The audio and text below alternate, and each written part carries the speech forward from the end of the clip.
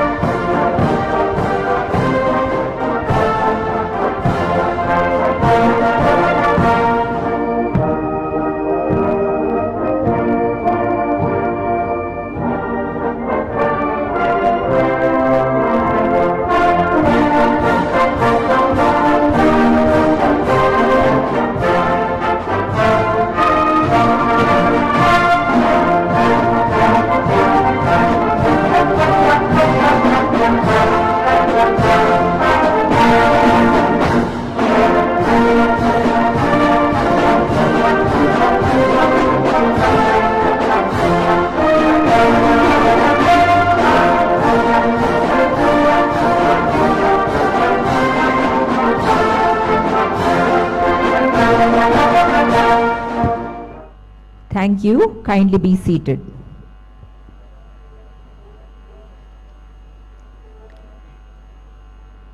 With immense pride and joy, we welcome you all to a truly momentous occasion, the 20th graduation ceremony of our institution, celebrating the first autonomous batch of our undergraduate programs in computer science and engineering, artificial intelligence and machine learning, and computer science and business systems. A very warm welcome to all the dignitaries, parents, esteemed faculty, and most importantly, our graduating students. Today marks a milestone not just for each one of our graduates, but for the institution as well, as we honor the first cohort to graduate under autonomy, a symbol of progress, excellence, and innovation. This day celebrates your hard work, resilience, and growth, not only as students, but as professionals ready to contribute meaningfully to the world. On this joyful moment, I, Lolin D'Souza, Assistant Professor, Department of Mathematics, And I, Franco Meneges, Assistant Professor, Department of Electrical and Electronics Engineering, deem the privilege of hosting this event, the 20th graduation ceremony of St. Joseph Engineering College. As we gather here today, let us take a moment to acknowledge the presence of the divine and seek blessings for this occasion. Let us all rise for the invocation. I invite the college choir to lead us into prayer.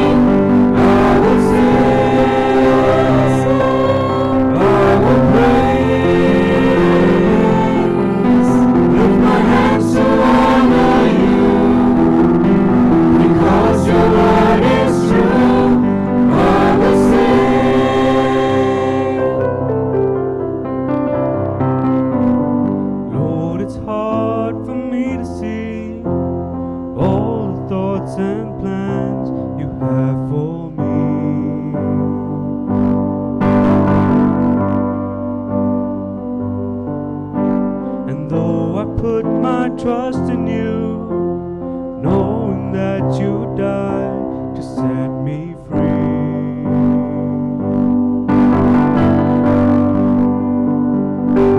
I don't know what to say, and I don't know where to start, but as you give the praise, with all that's in my heart, I will sing, I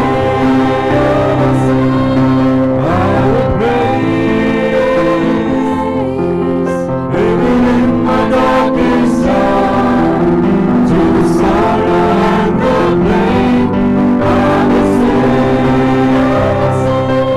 I will praise, lift my hands to honor you, because your word is true. I will sing,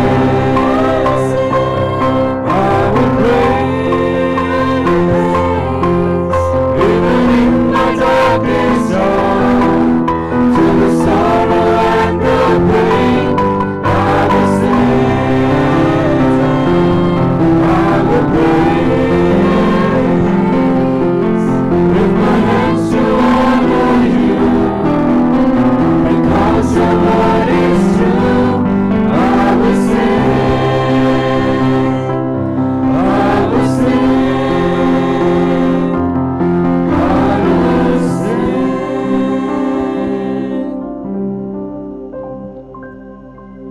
Thank you. Kindly be seated.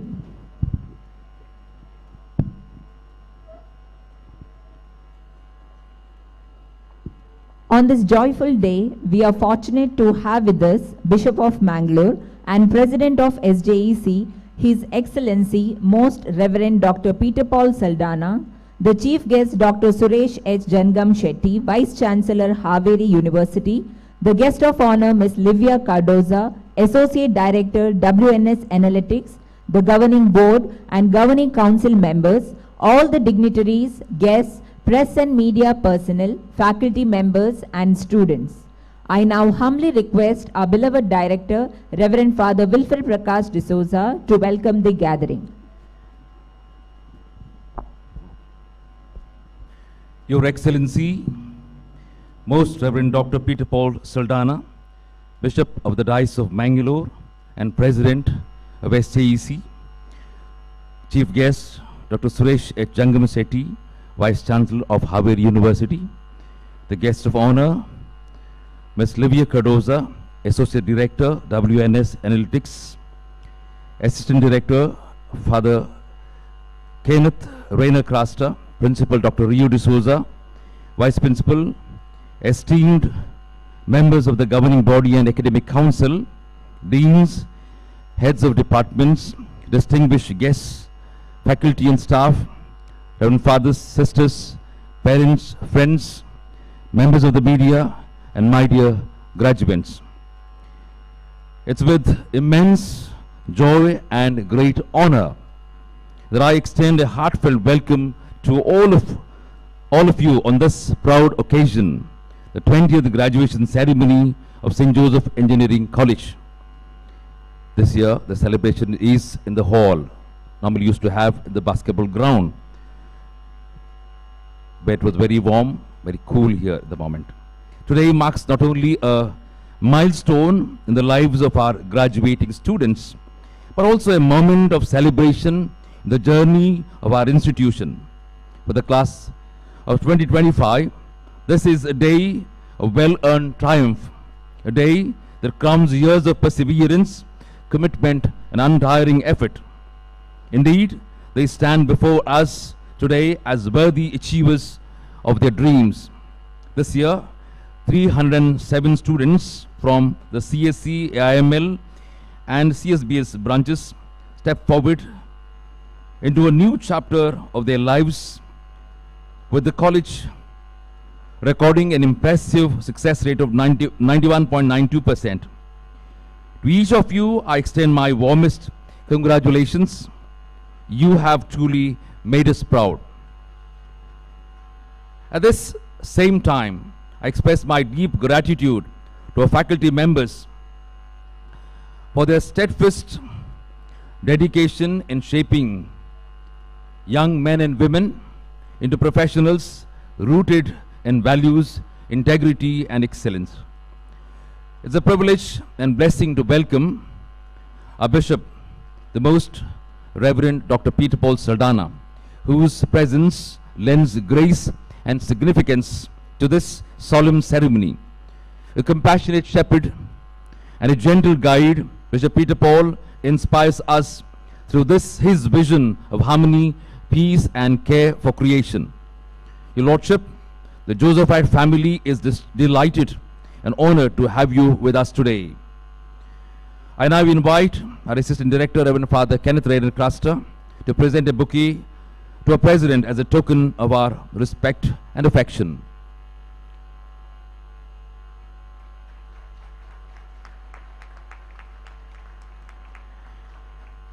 We are equally privileged to have with us a chief guest, Dr. Suresh H. Jangamshetty, Vice Chancellor of Haveri University, with more than 3 decades of distinguished experience in teaching and research in renewable energy, power systems, and energy conservation. He is a visionary academic leader.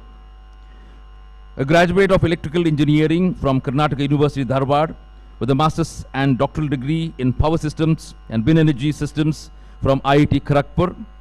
Dr. Jangamshetty is a source of inspiration to aspiring engineers. Sir, it is a great honor to welcome you to this special occasion. And I request our principal, Dr. Rio D'Souza, to present a bouquet to our chief guest as a gesture of warm welcome. In fact, Dr. Rio is the student of the Vice Chancellor.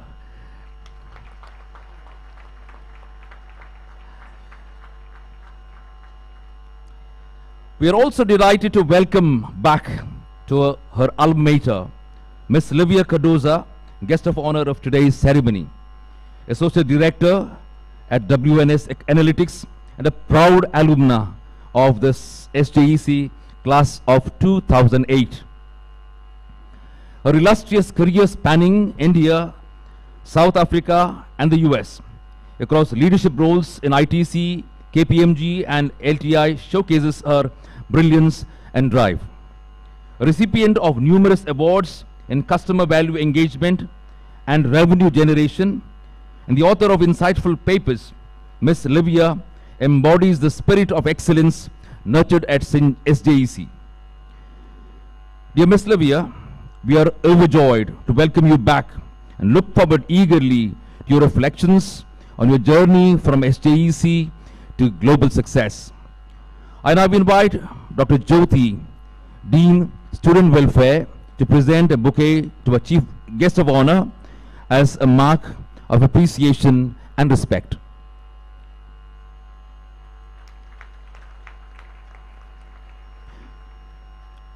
On this occasion, I also extend a warm welcome to our principal, vice principal, assistant director, deans, heads of the departments, and the entire faculty and staff whose untiring dedication has made this day possible. The graduation ceremony has been carefully planned and brought to life by the efforts of the convener, Dr. Subramanya, the co-conveners, faculty committees, and student volunteers. Their hard work and commitment reflect the love they carry for this institution and its graduates. A special word of welcome goes to all Reverend Fathers, Sisters, members of the governing body and academic council, non-teaching staff, and members of the media. Your presence adds value to this celebration. To our graduates, this campus has been your home away from home, a place where you have learned not only skills and knowledge, but also the values of perseverance, resilience, and service. As you are in the world beyond these walls, may you hold fast to these values and continue to pursue excellence with integrity and courage. A gentle reminder, though you may wish to move around to capture memories with pictures, we request you to your cooperation in maintaining the decorum till the end of this solemn ceremony. To the parents and the families of our graduates, today is as much your day as it is theirs. Your sacrifices, encouragement, and support have brought them to this moment of pride and fulfillment. At SJEC, our motto, service and excellence, continues to guide our mission and remains etched in the hearts of our graduates. This spirit, we believe, will empower you to shine wherever you go. You graduates, this day belongs to you. You carry our hopes and our pride as you move forward to make difference in the world. May you go forth with courage, serve with humility, and excel with integrity. Once again, a warm welcome to each one present here. May St. Joseph intercede for all of us. May God bless us all.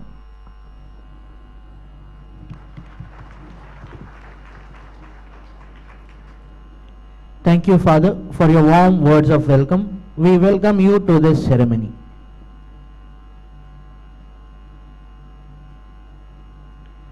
I now request Dean Student Welfare, Dr. K. Jyoti, to introduce the guest of honor and chief guest to the gathering. Good morning, everyone.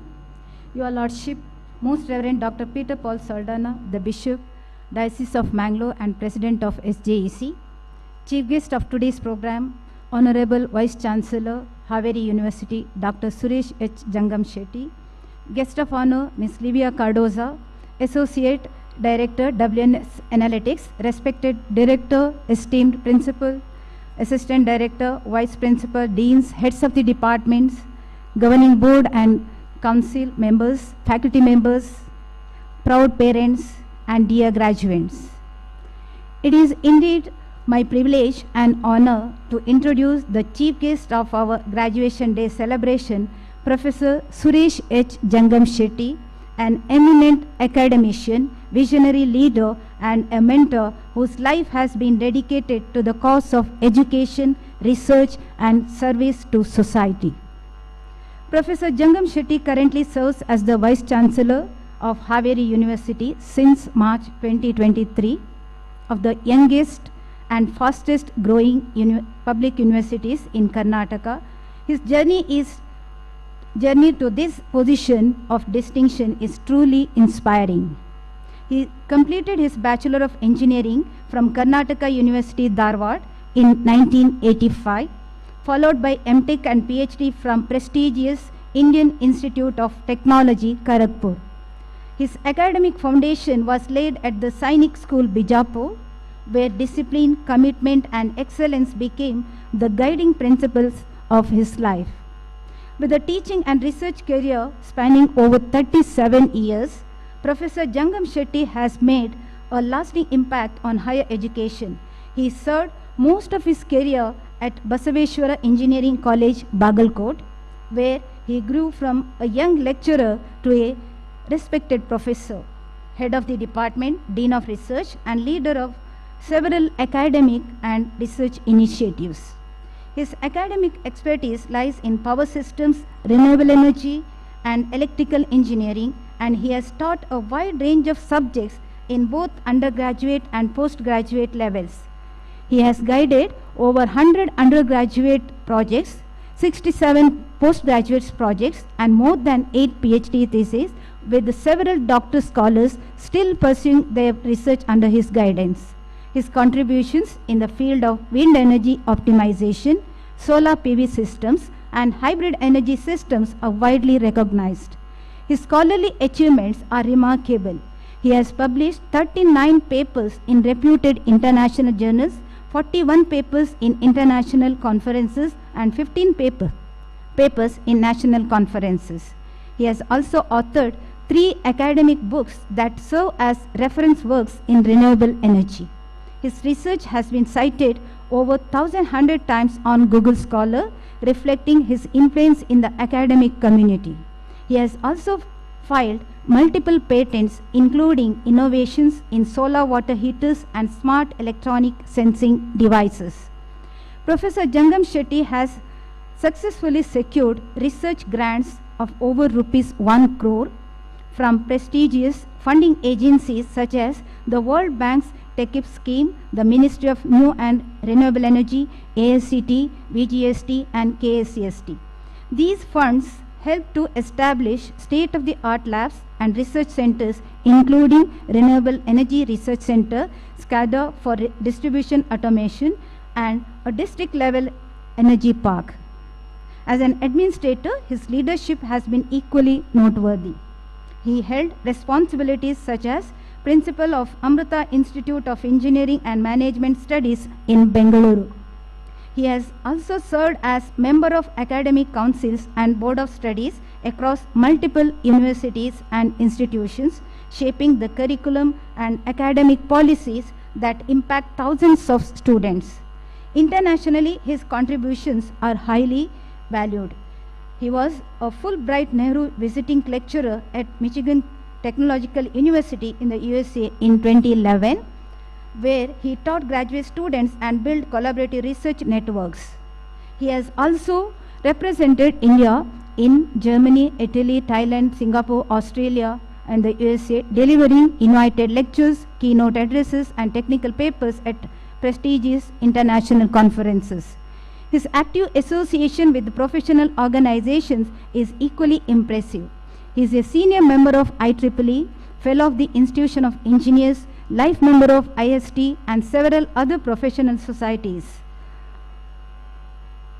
He has played an important role in establishing and nurturing IEEE student branches and chapters across Karnataka, motivating many student branches, chapters across Karnataka. He was instrumental in establishing the IEEE North Karnataka subsection in 2020, serving as its chairman. His stellar contributions have been recognized with the numerous awards and honors, including the Outstanding Lifetime Contribution Award for Higher Education, Skill, Entrepreneurship, and Human Rights by the National Human Rights Commission in 2025.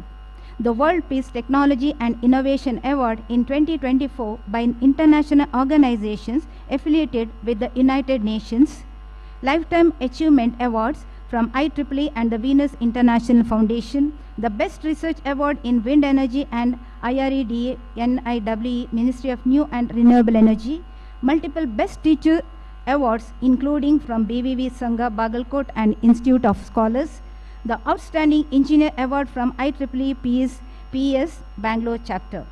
Beyond academics, Professor Jangam Shetty has always been deeply committed to student development and community service. He has organized renewable energy awareness programs for school children, farmers, homemakers, and unemployed youth. He spearheaded the Gandhi Global Solar Yatra in 2019, where 1,000 students assembled solar study lamps, a remarkable initiative that combined learning, innovation, and social responsibility.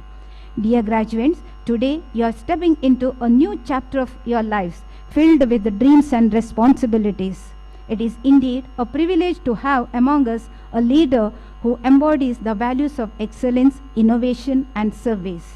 Professor Jangam Shetty's journey is an inspiring reminder that success is not measured merely by personal achievements, but by the ability to uplift students, strengthen institutions, and contribute to society and the nation at large.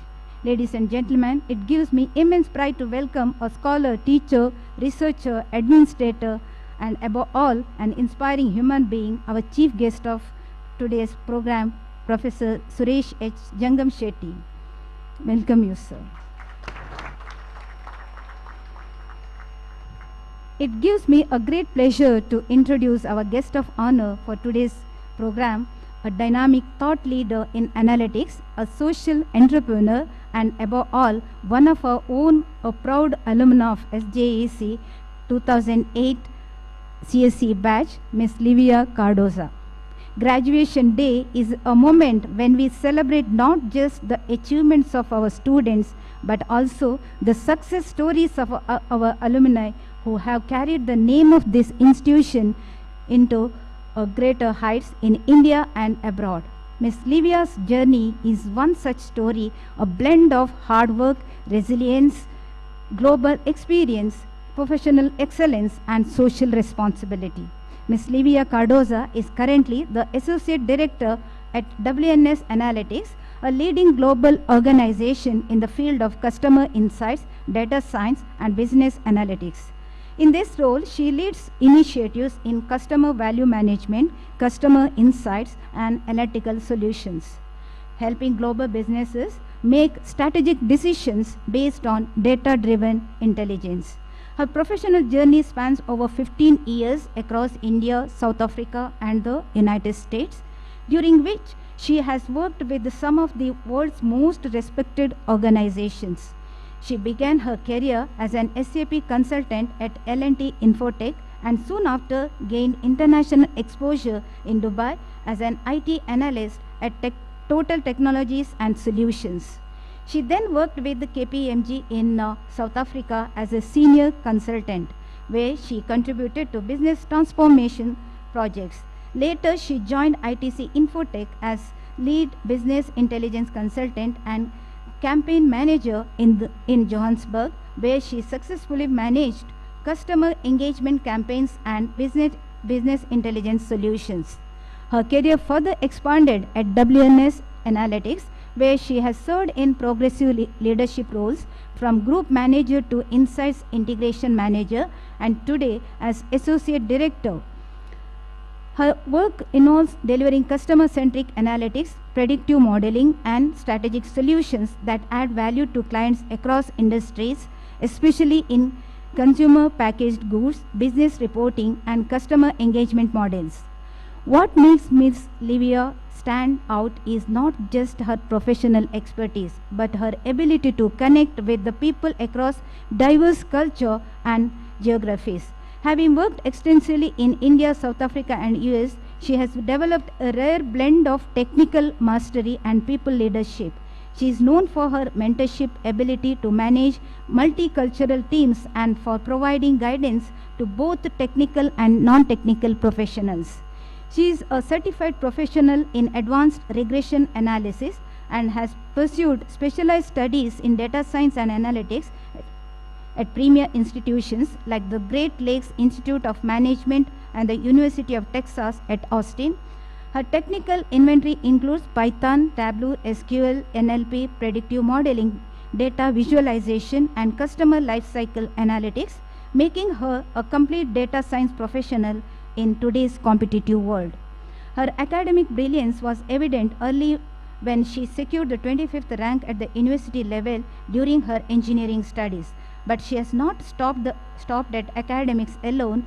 She holds white papers, authored research insights, and has won several awards in her career for customer satisfaction, revenue generation, and business excellence. Yet, what truly makes Ms. Livia's journey inspiring for all of us here is her commitment to giving back to society. Alongside her corporate career, she is the founder of the Moms of Mangaluru Trust, a non-profit community initiative that today has grown into one of the most impactful platforms for women empowerment in our region, with more than 40,000 women members. This platform provides support in areas such as employment, healthcare, social justice, and emotional well-being. Her work through Moms of Mangalore has been nationally recognized. The community was awarded India's Most Engaging Facebook Community Award by Conversite in 2020 and the Best Support Group for Mothers in India Award by World of Moms and First Cry in 2018. And it is indeed inspiring to have among us someone who once sat in the same classrooms as you, walked the same corridors of this college, and has now gone to achieve global recognition while staying deeply rooted in our community. Ms. Livia Cardoza stands as a shining example of what an SJC alumnus can achieve with determination, continuous learning, adaptability, and a sense of social responsibility. Her journey teaches us that success is not only about professional growth, but also about making a difference in the lives of others. On this momentous occasion, it gives me a great pride to welcome back to her alma mater as our guest of honor, a leader, achiever, and change maker, Ms. Livia Cardoza. Thank you. Thank you, Madam. We are privileged to have with us today the guest of honor, Ms. Livia Cardoza, Associate Director, WNS Analytics. May I kindly request you, dear Madam, to address the gathering.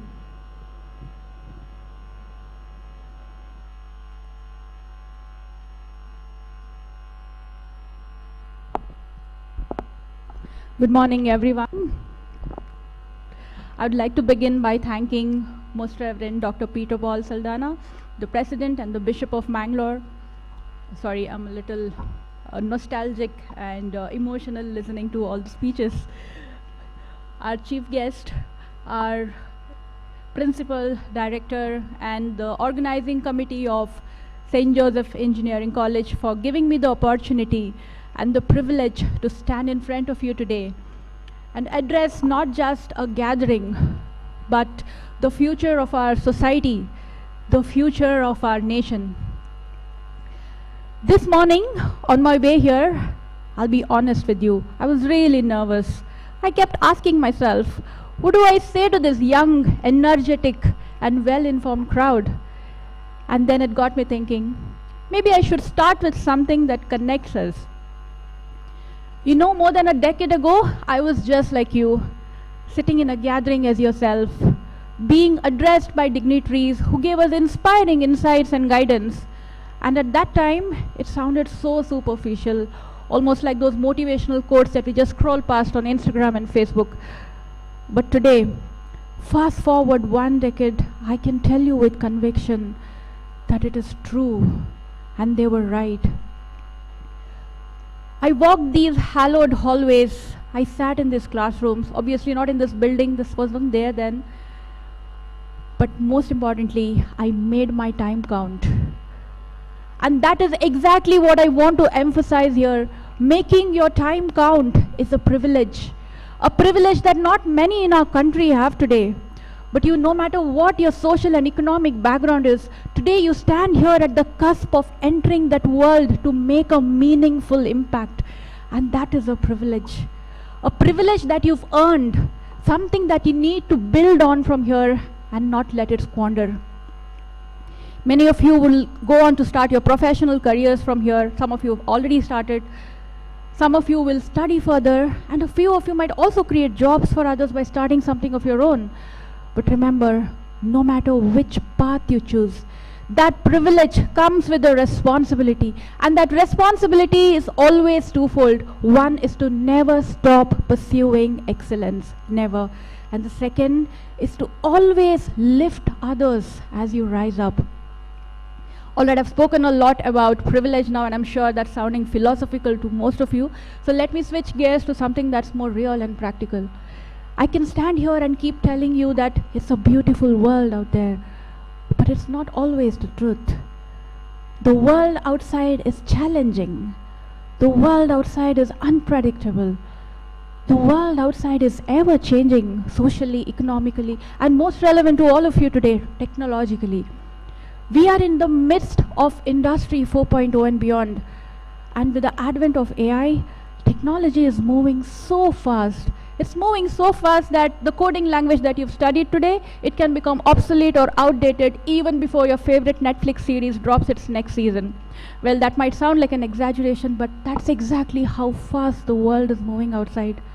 But you know what? The good news is that if you can continuously learn, unlearn, and relearn, then you'll not just survive in this world, but you'll be able to thrive. Also remember certain qualities like adaptability, curiosity, resilience, critical thinking, all these will never go out of fashion no matter how fast the world outside advances. AI and your degree might open the doors for you, but these qualities, adaptability, curiosity, resilience, will make sure that those doors are open for life.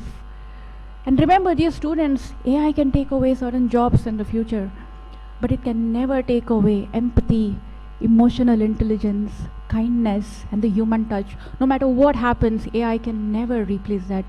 So in this world which is becoming automated by the day, empathy or being empathetic is something that needs to set you apart. because otherwise your success which comes without integrity is almost like a failure in disguise. So my simple advice to all of you would be, one, never stop learning. This is from my own personal experience and I cannot stress that enough. Never stop learning. Your degree shouldn't be the end of your learning journey, but it should be your launchpad. Your learning has to continue even after you step out of this campus today. Your learning has to continue in every new engagement that you undertake, every new project, every new workplace that you go, every engagement, every commitment, in every occasion your learning has to continue. Remember, the smartest of people are not those who know everything. The smartest are those who are willing to listen and learn from anyone, anywhere, and at any time. Second, don't just be doers at work. You need to try and be enablers. Because today, out there, the industry is looking for professionals who can think differently, who can think out of the box, who can connect the dots, who can lead, inspire, and bring about changes in the workplace. So always be those enablers. Third, do not fear failures. We all fail, and it's totally okay. You don't have to get bogged down if you fail. But what matters the most is that if you have tried to rise above those failures, if you have tried to bounce back from those failures, or if you have stayed down, and that is what matters the most. And that reminds me of Thomas Alva Edison, who once said, I have not failed, but I've discovered 10,000 different ways that don't work for me. Yes, my dear students, let that kind of resilience be your superpower as you walk out of this hall today. And fourth, the very important one, like Dr. Jyoti said, don't measure your success by the wealth that you accumulate, but measure it by the impact that you make in this world. Because in this world which is filled with smart people, being kind, being humble, and being able to make that impact, bringing about changes, uplifting people, those are the real geniuses. And as Dr. APJ Abdul Kalam once said, dream, dream, and dream. Because your dreams transform those thoughts of yours, and those thoughts result into actions. Here is not talking about those dreams that we see when we go to sleep, but those dreams which never let you sleep. So my dear students, don't just chase your future, but you shape it. Shape it with the courage to dream big. Shape it with the clarity to think and the conviction to act upon your dreams. So as you walk out of this hall today with those prestigious graduation certificates in your hand, don't just carry those big dreams of yours, but also carry the pride of your families, the pride of your community, the pride of your society, your lecturers, professors, teachers, and everybody who matters to you. Carry them with courage and make them proud. So class of 2025, congratulations. Congratulations on this big day. Go out there, dream big, build boldly, rise stronger together, and most importantly, make your time count in this world. Good luck to each and every one of you, and continue making us proud. Thank you. Thank you, madam, for your thought-provoking words. Now, the moment we have all been waiting for, the conferring of graduation certificates. This is a proud milestone for our graduates, marking the culmination of their hard work, dedication, and perseverance. We now move on to the most significant part of our ceremony, the distribution of graduation certificates. Each name we call represents a journey of effort, learning, and achievement. It is now my pleasure to invite the guest of honor, Ms. Livia Cardoza, along with our principal, Dr. Rio D'Souza, to present the certificates to the graduates of Artificial Intelligence and Machine Learning and Computer Science and Business Systems. We request Dr. Arivinod N., Associate Professor and Head of Department of Intelligent Computing and Business System, to join the guest of honor as they present the certificates. The names of the graduate will be read out by Dr. Sabina Bhaskar, Associate Professor, Department of Intelligent Computing and Business Systems.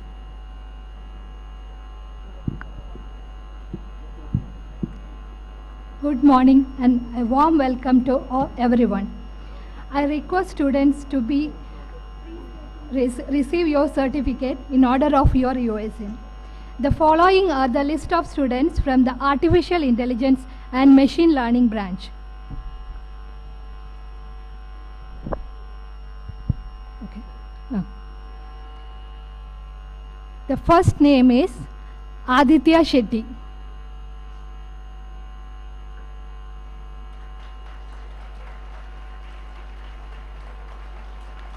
Ansida Ria Medonka.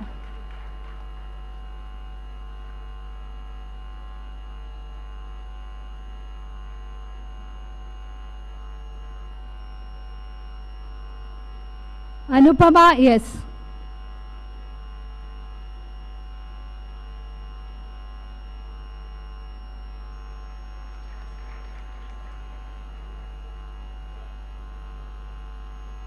Anusha B.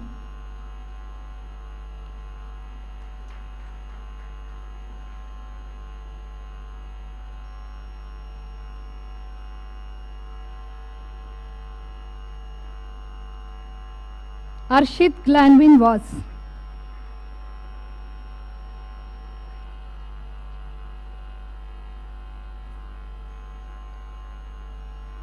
Ashton D. Silva.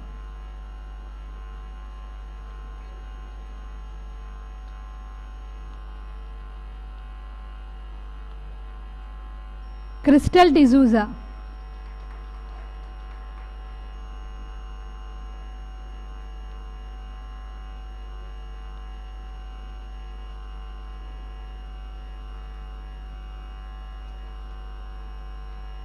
Darshan S. Rao.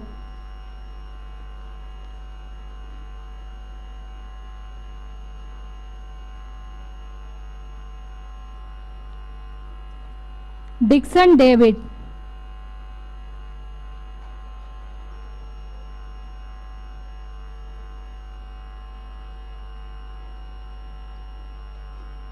Errol Korea.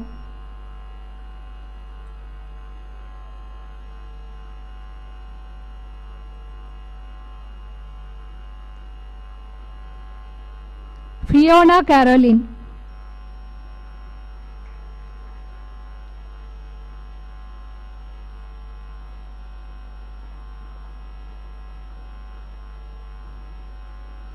Gianna Anisha.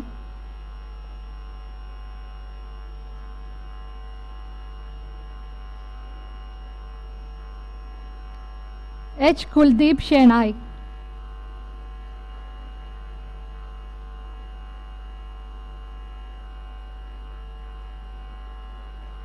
Hritika K.S.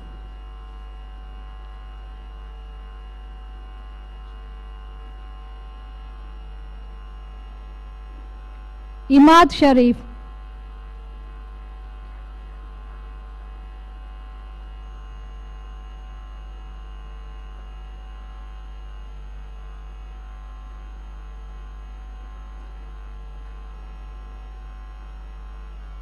Josna Juam Lopez.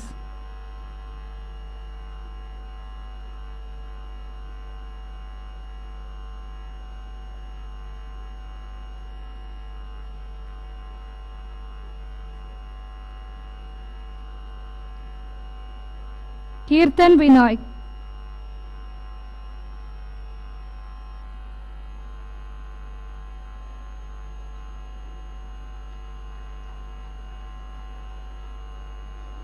Kelvin Emmanuel.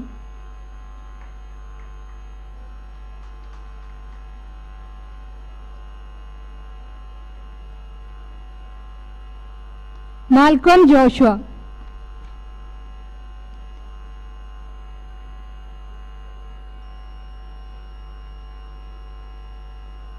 Manasa Manoj.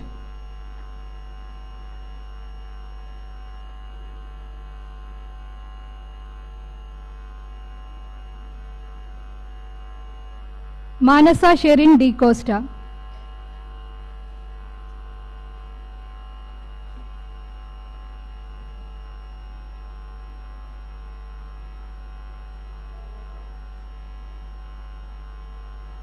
Maxon Fernandez.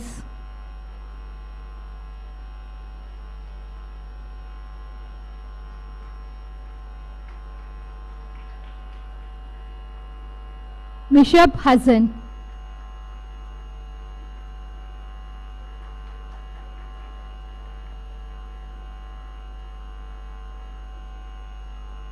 Muhammad Imran.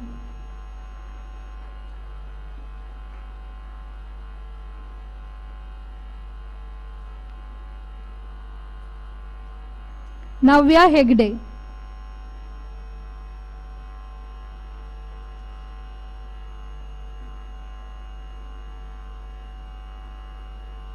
Nikhil D'Souza.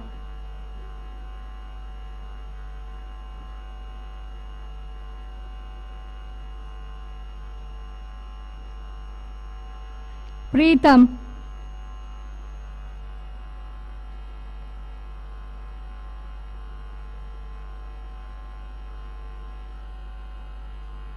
Rakshit Devi.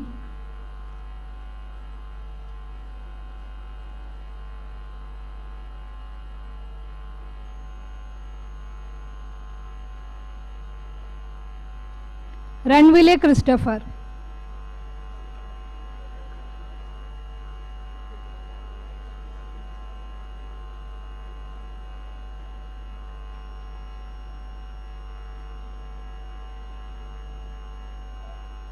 Rashmita.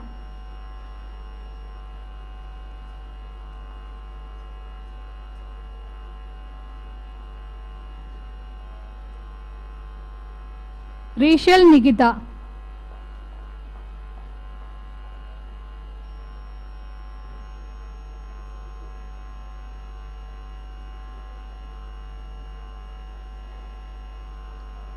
Ranisha Pinto.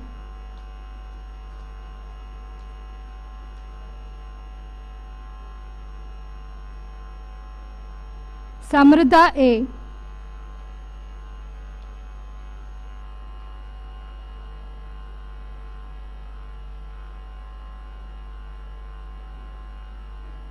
Sanjaya D'Souza.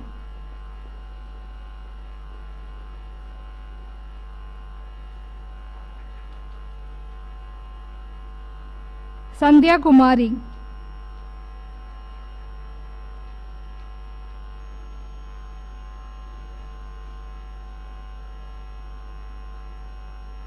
Shihan Hussain.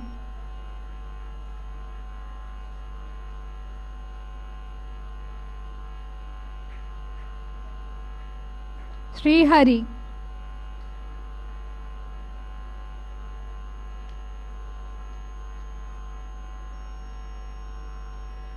Stephen Fernandez.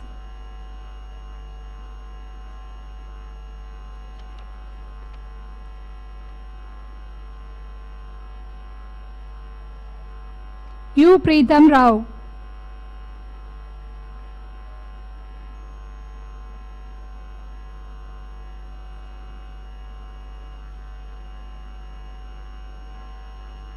Vijay Fernandez.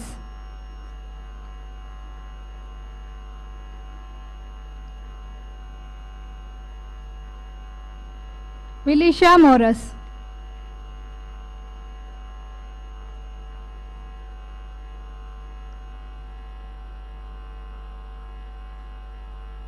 Adarsh.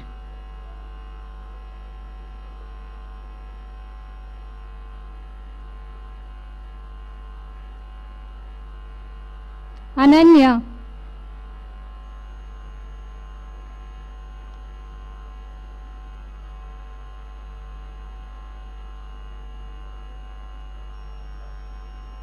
Ritik.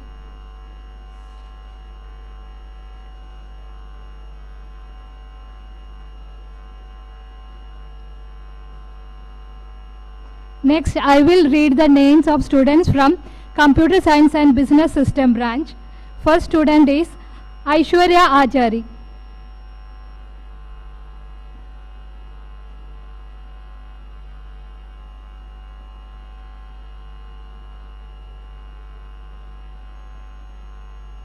Akash Acharya.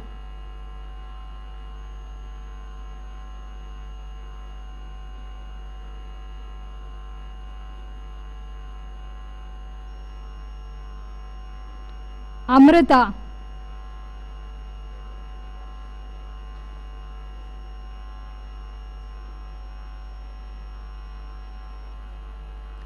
Anvida K.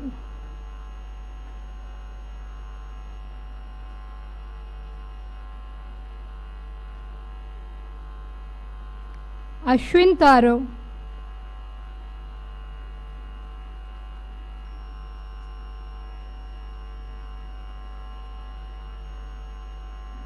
Avin Francis.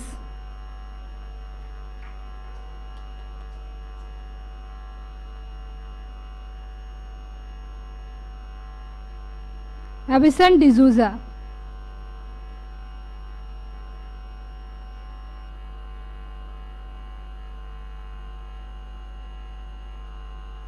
Bennett Herman.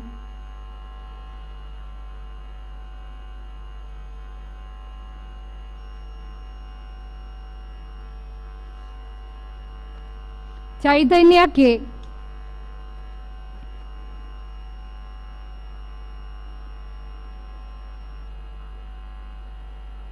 Chirag.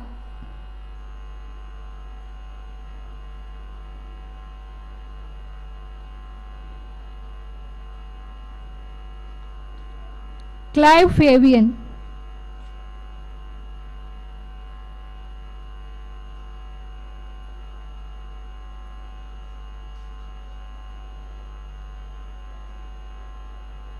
Darren Jude.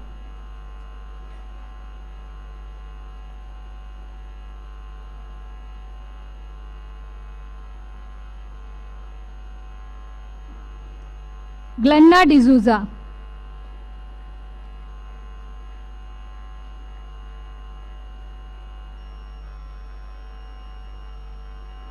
Haniel Rosario.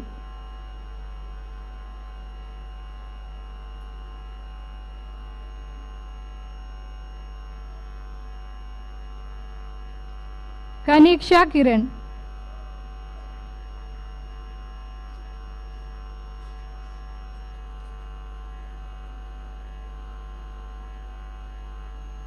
Kenneth D. Costa.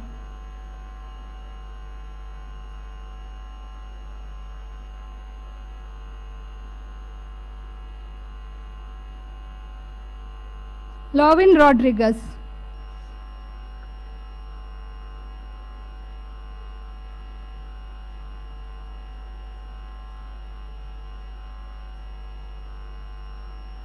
Legna BR.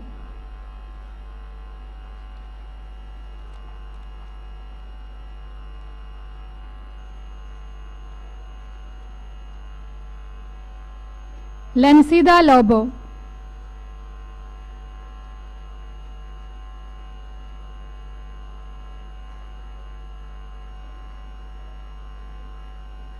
Lester Steve.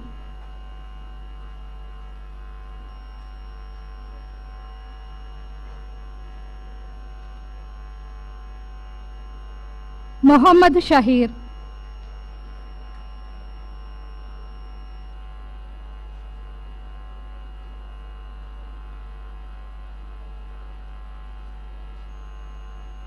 Mohammad Sarosh.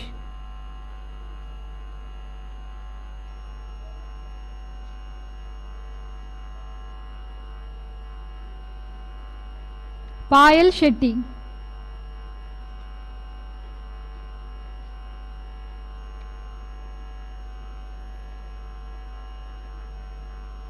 Prajwal Pinto.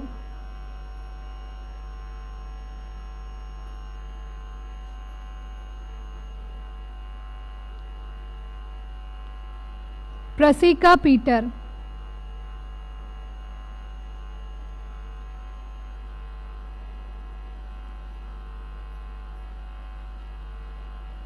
Rikita D'Souza.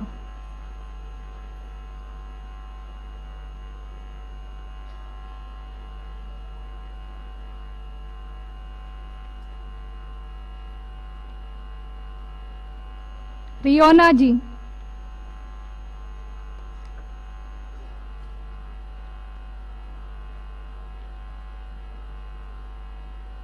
Sakshi Pai.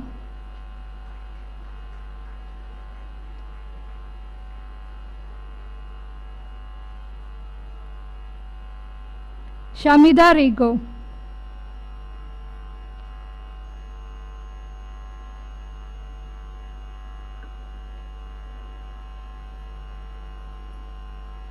Shane Dion.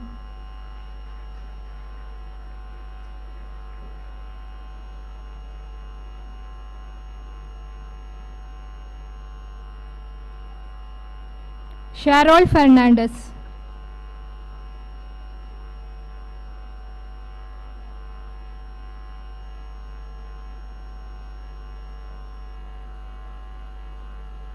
Sharon Taina.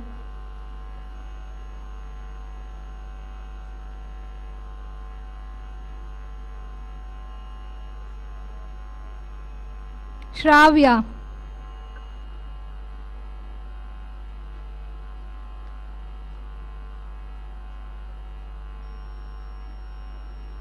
Shravya KM.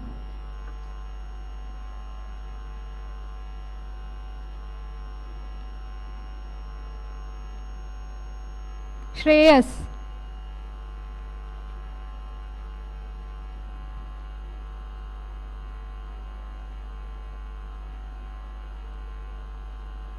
Shrita CP.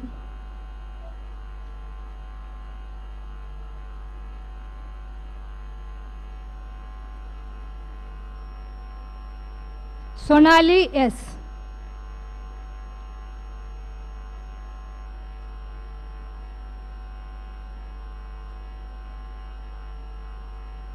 Stephen D'Souza.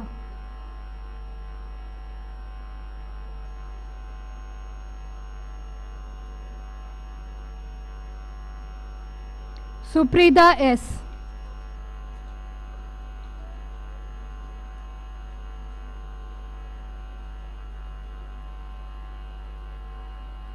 Trisha M.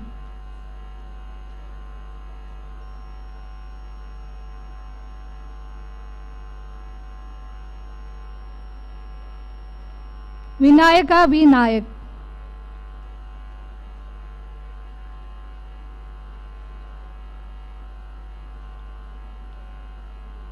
Alvina Dale.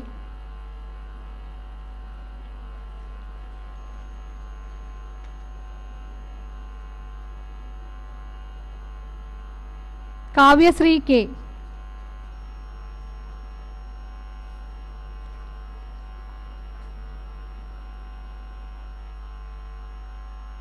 Congratulations to all graduates. Thank you for your support and cooperation. Thank you. Thank you, Madam and Sir. We now invite our Chief Guest, Dr. Suresh S. Jangam Shetty, along with Vice Principal Dr. Purushottam Chippar, to present the graduation certificates to graduates of Computer Science and Engineering. We request Dr. Melvin D'Souza, Professor and Head of Department of Computer Science and Engineering, to join the Chief Guest as they present the certificates. The names of the graduates will be read out by Dr. Sridevi Siralaya, Professor, Department of Computer Science and Engineering.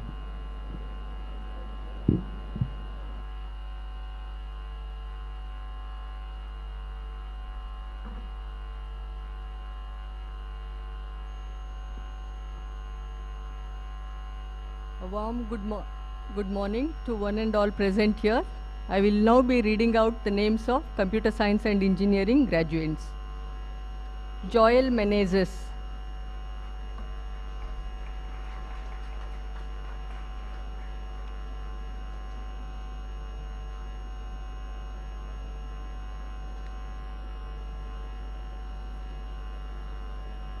Aaron Moniz.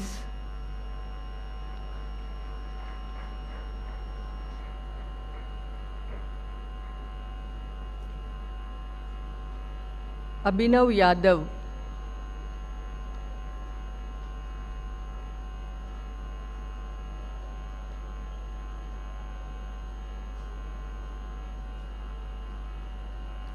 Abner Fernandez.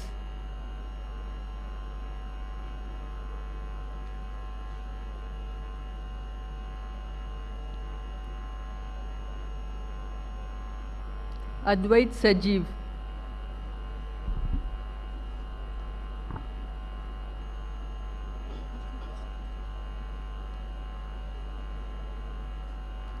Advaitika Prakash.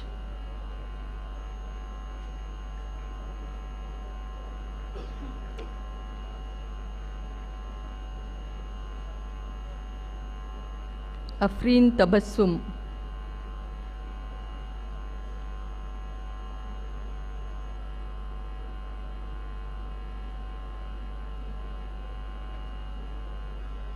Akil Shetty.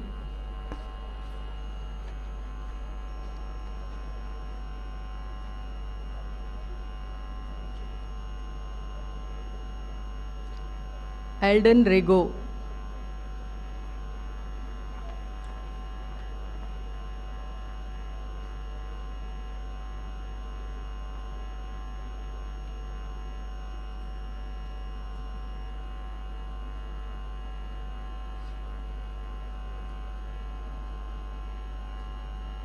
Elita de Souza.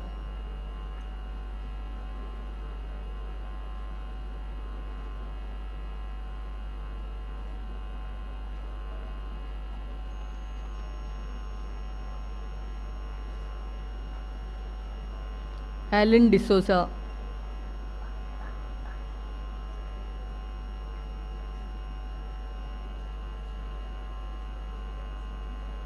Elria de Souza.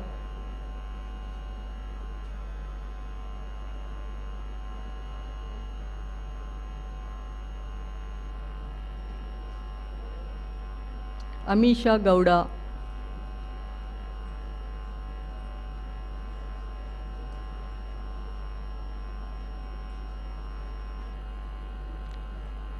Ania de Souza.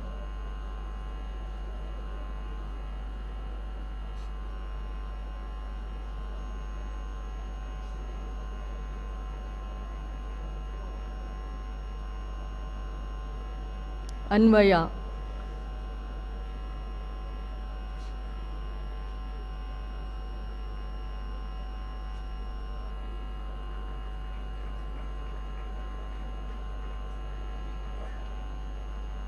Arnold Alvarez.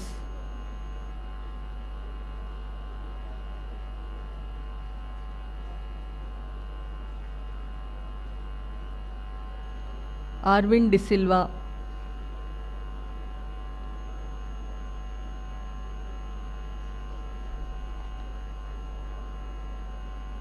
Ashel De Souza.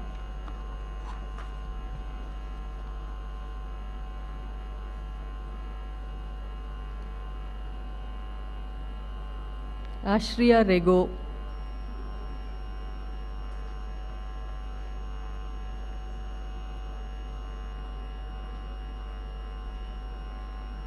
Ashton Rodriguez.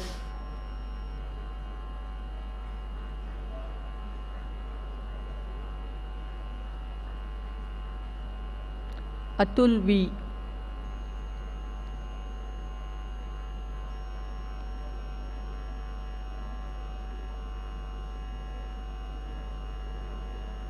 Ashish Shanoy.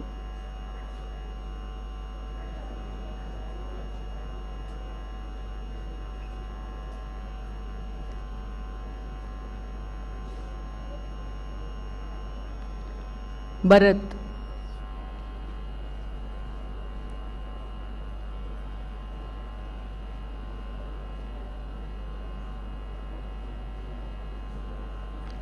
Brian Barbosa.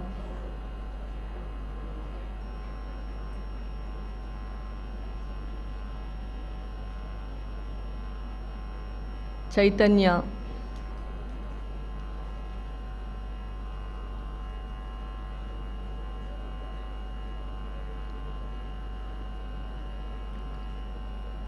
Caris Pinto.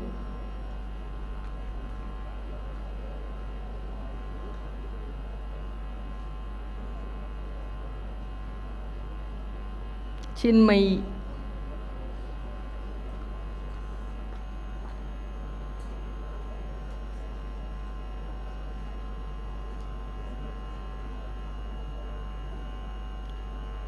Sienna Rodriguez.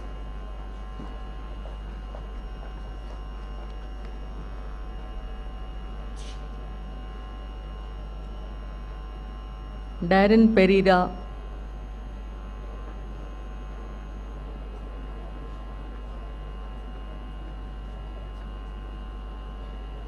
Delson Tellis.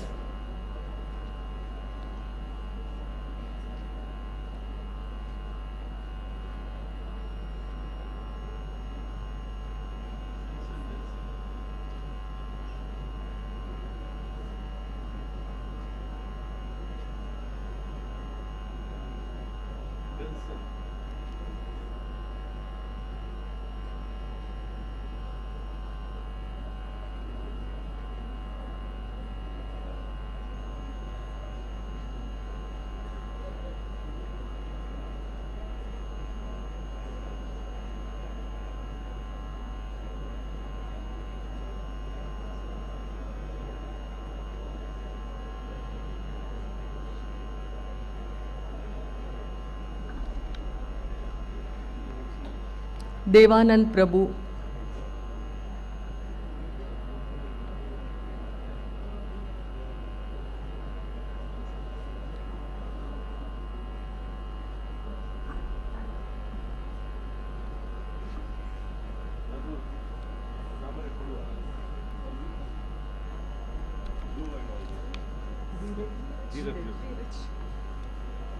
Dheeraj.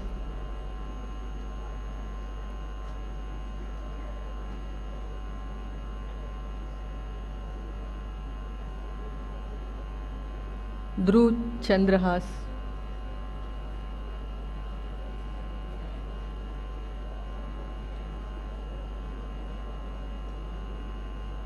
Diya Dinesh.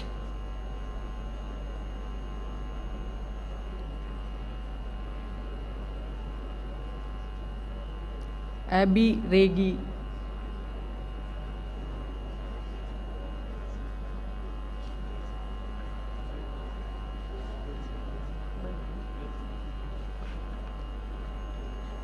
Delson Tellis.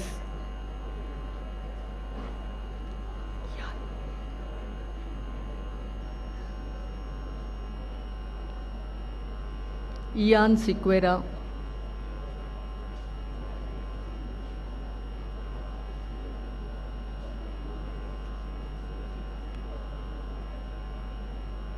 Floyd Sequeira.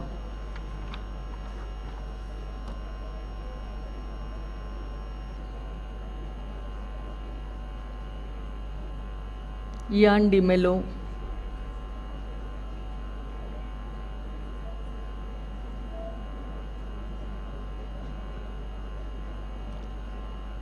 Saksha Rajesh.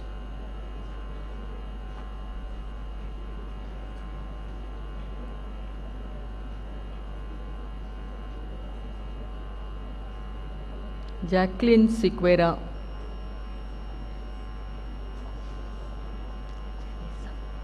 Janisa, next one. Janisa D'Souza.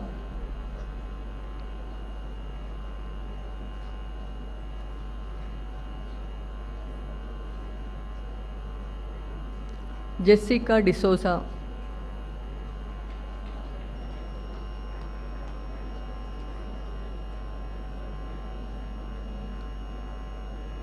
Jessica Matthew.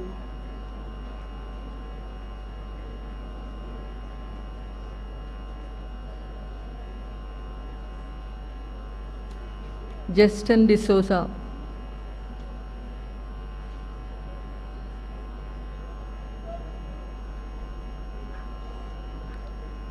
Jesvita Menezes.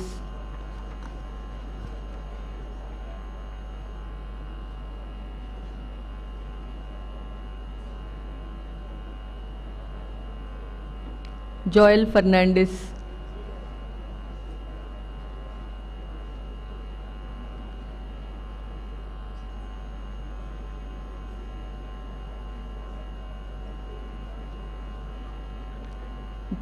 Jostin Saldana.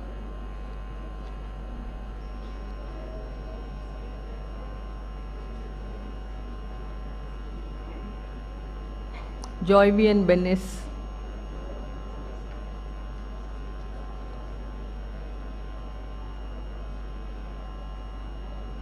Shravya Shetty.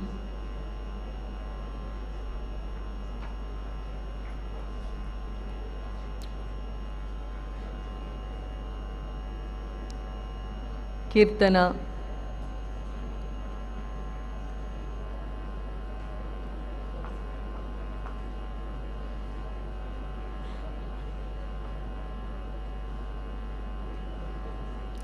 Khushi Haldankar.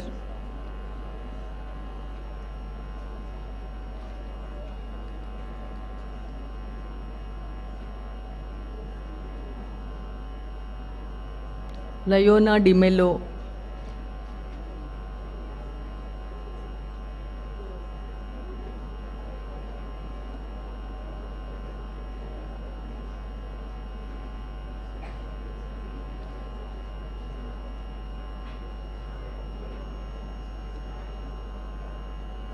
Levin Moras,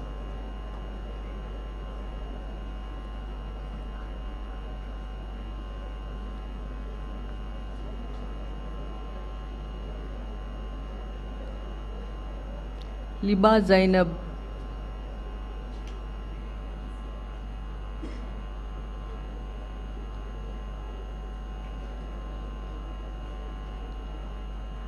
Lisha Lobo,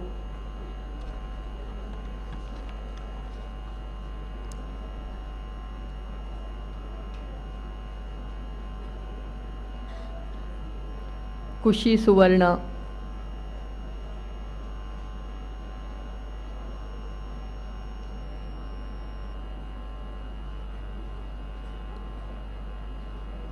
Mahintraj David,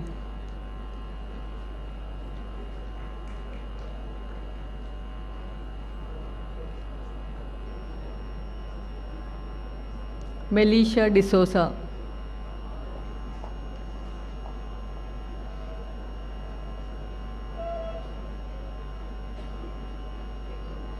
Melson Rodriguez,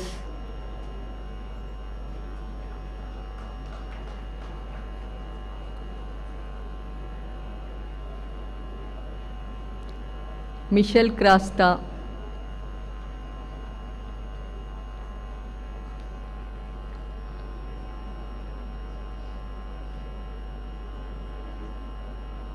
Mithil Abhiram,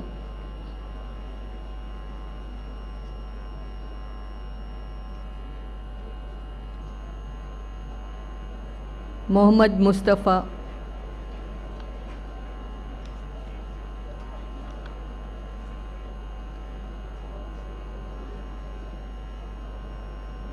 Mokshit,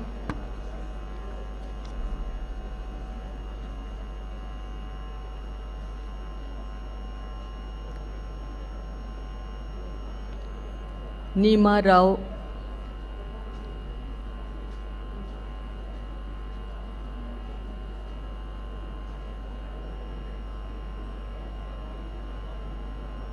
Nidhi Rao,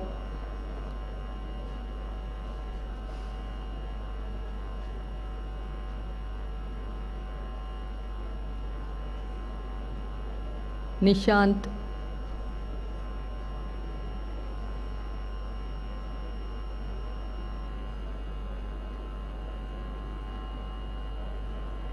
Numan Ahmad,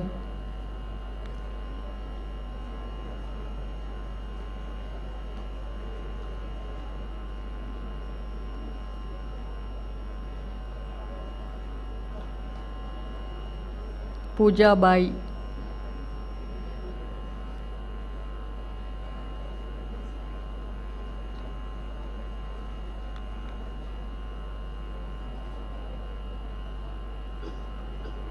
Pooja R,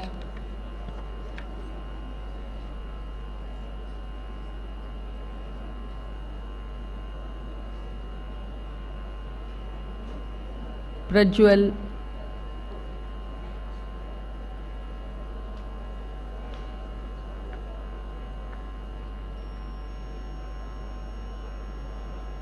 Prajwal Kodte,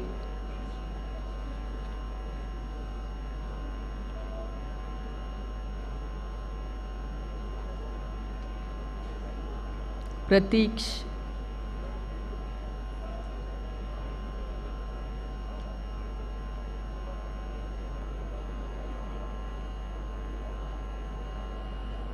Pratiksha Pujari,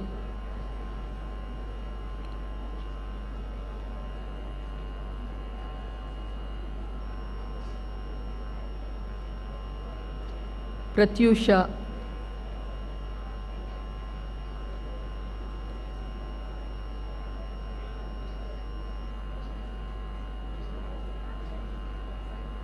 Pritesh Levi's,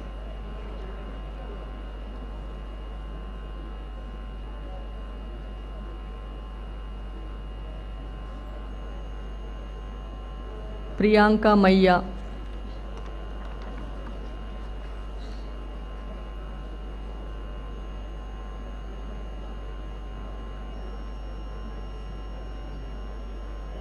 Raksha K.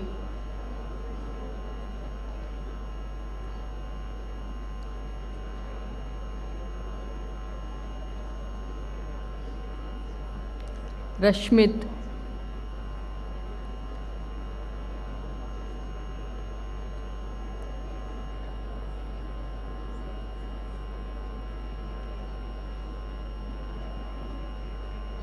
Renville Castellino.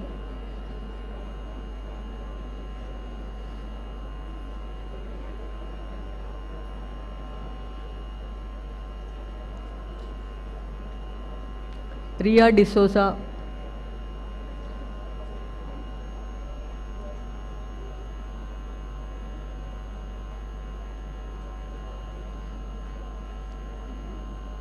Ritesh.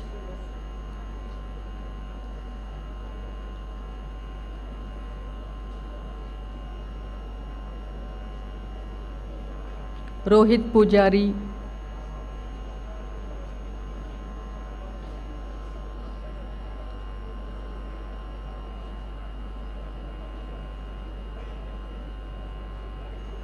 Roy Lesrado.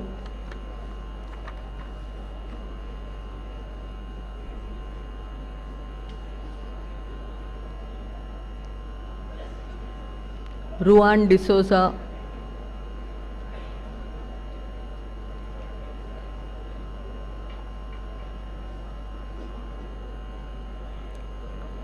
Saksha Rai.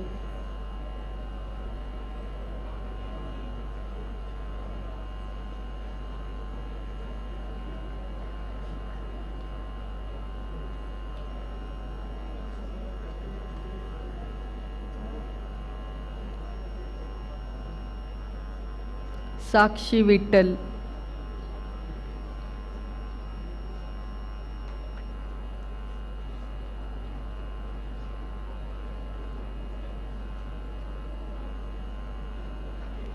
Sakshya Pujari.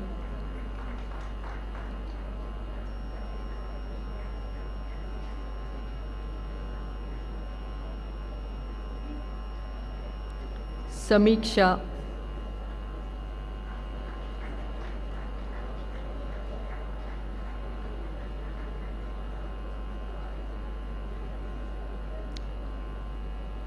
Sampat Naik.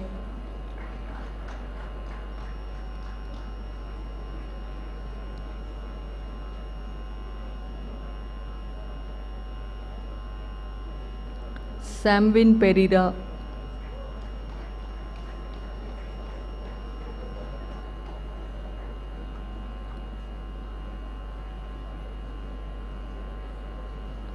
Sanchia Krasta.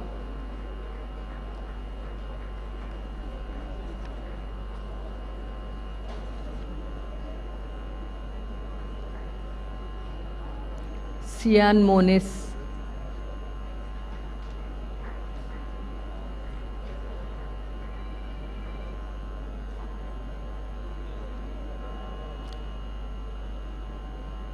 Siona Pereira.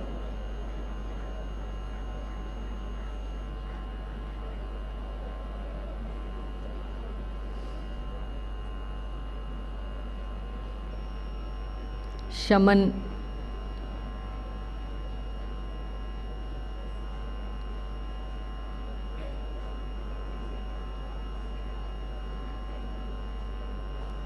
Shane Priyanka Rodriguez.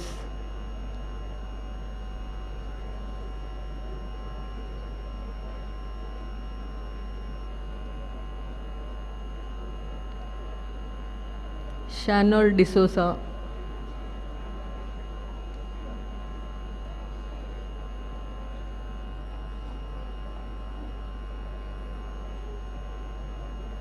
Shashank Ram.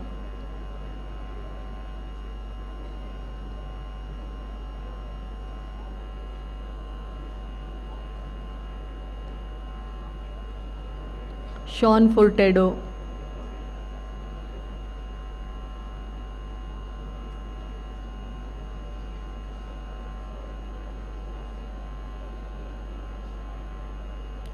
Sean Montero.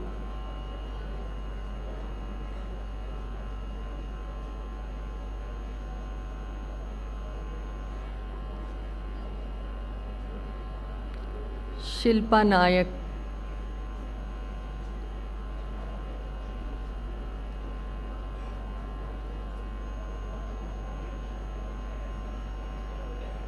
Shravya Devadiga.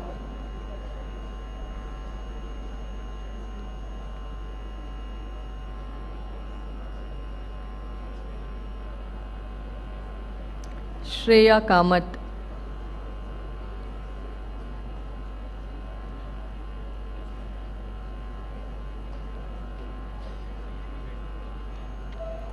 Shreya R.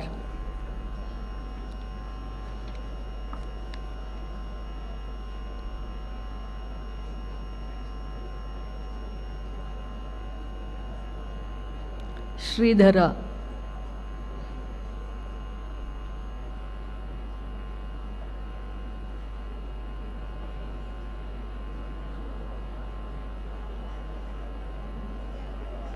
Siddharth Ganapati.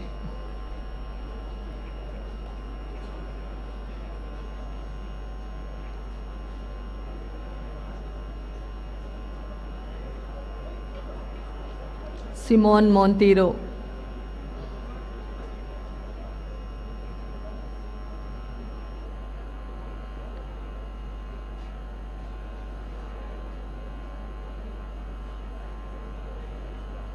Sivani S.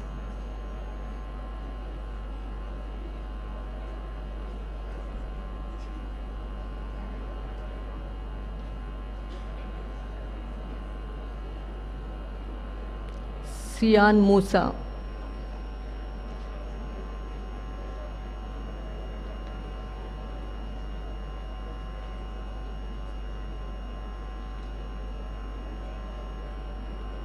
Snehal D'Souza.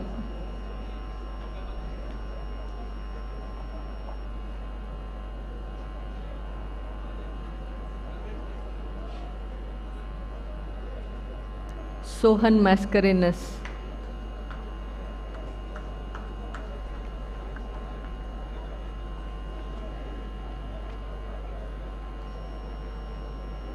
Steven Gonzalez.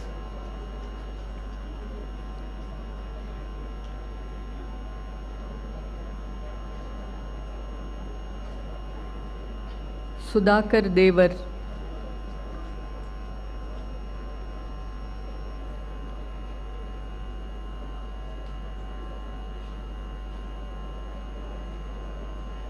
Swastik Sheth.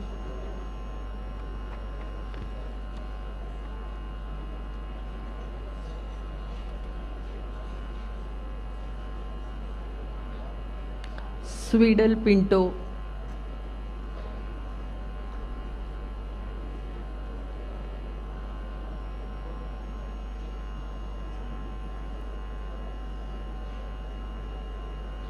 Sharana Sagar.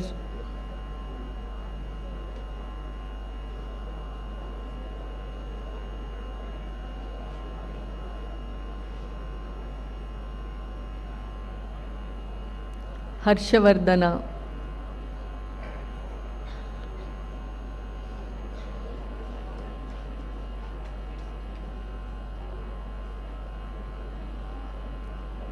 Vaibhav Kotari.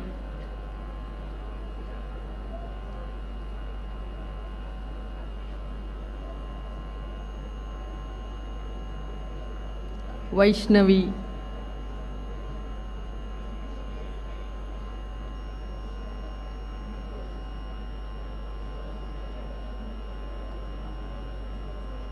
Vedika.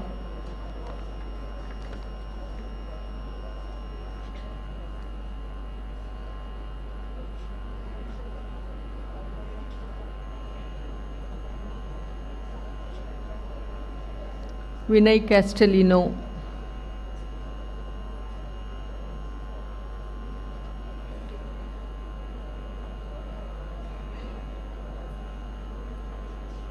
Vinay Vegas.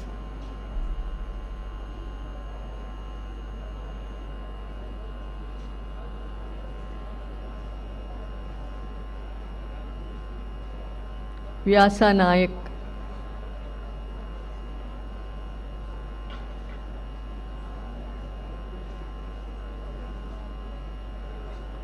Akriti Bangera,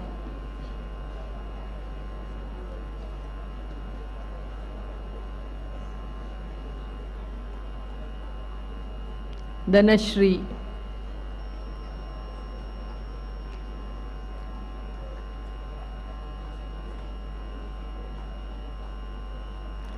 Girish Kundagol,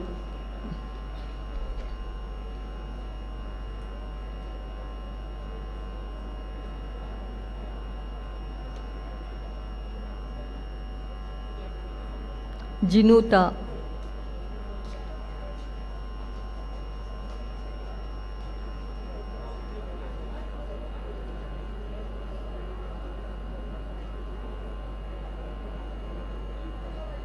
Lavanya,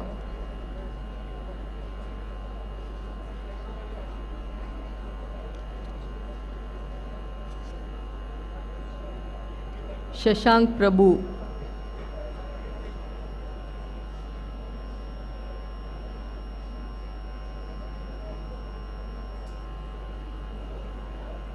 Saurabh Sail,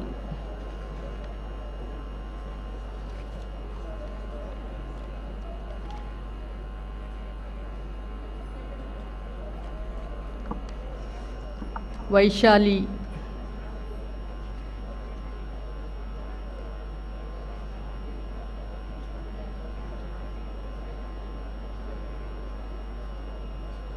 Vaishnavi TM,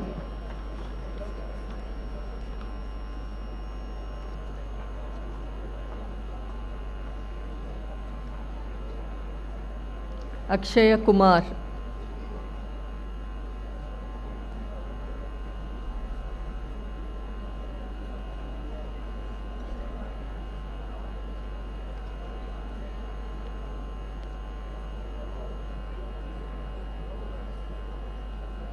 Clarissa Mesquite,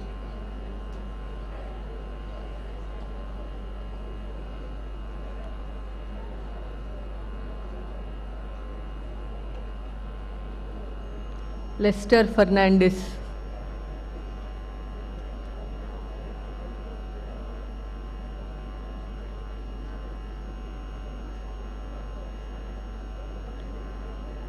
Melissa D'Souza,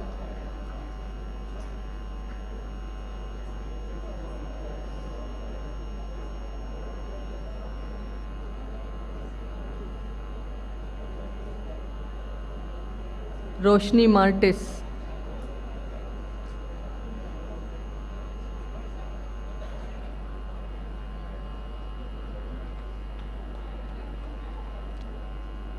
Marina Castellino,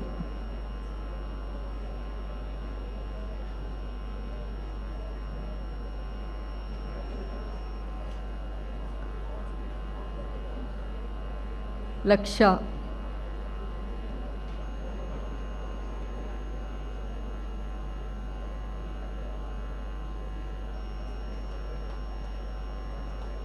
Ashwita Shetty,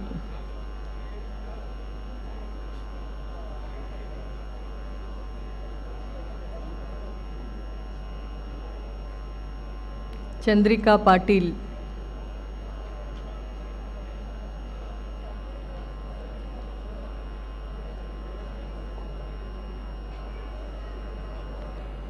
Vinuta,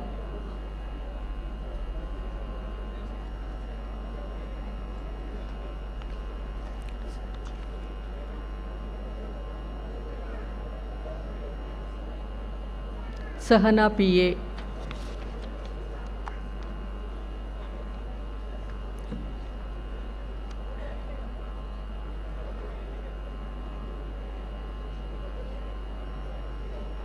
Kartik Nayak,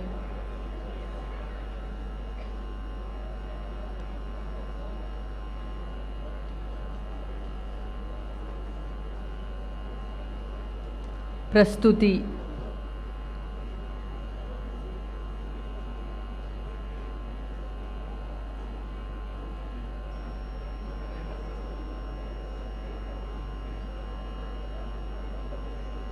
Pratham Bhatt,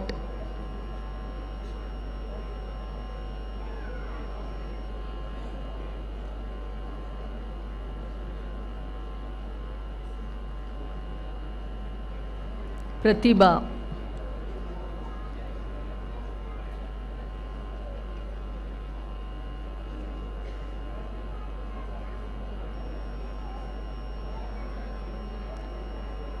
Prajna.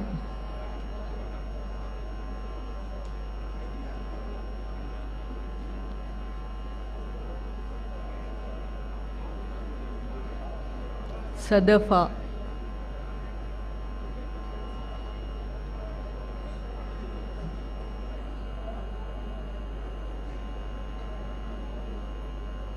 Anusha Nayak.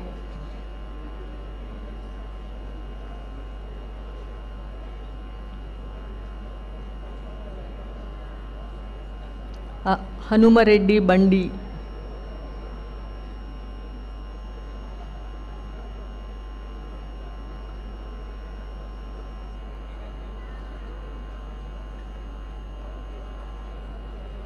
Abik S.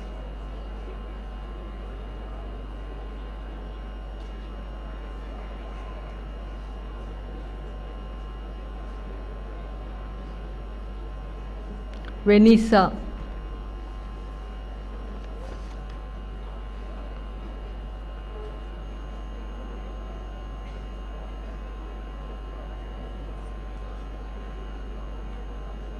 Anam Fayaz.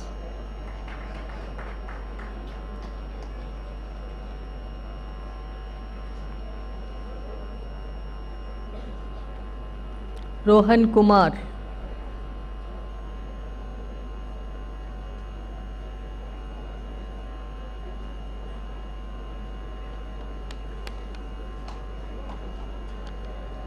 Vaibhav Salyan.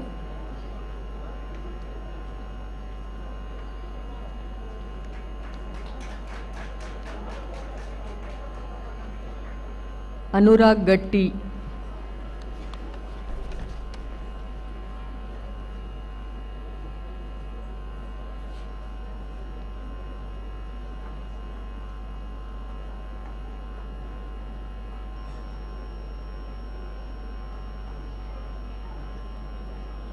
Ashburn Norona.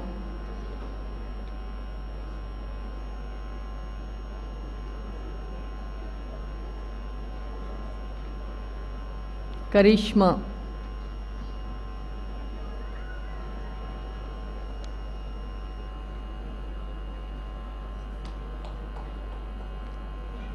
Dion Fernandez.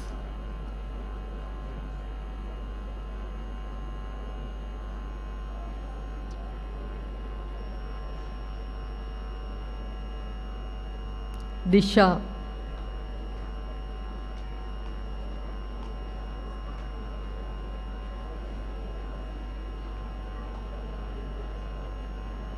Prasad Dotre.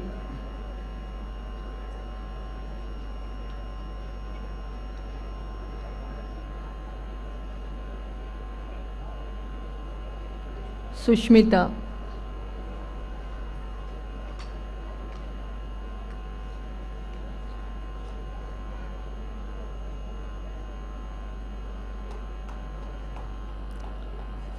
Tanya R.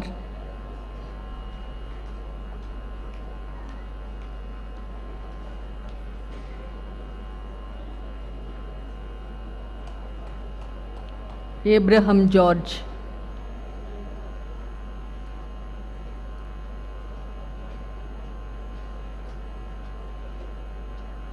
Kaushik.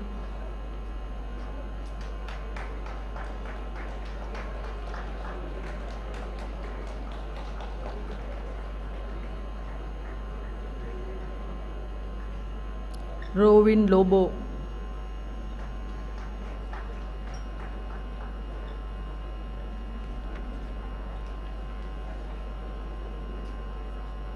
Jeetan Krasta.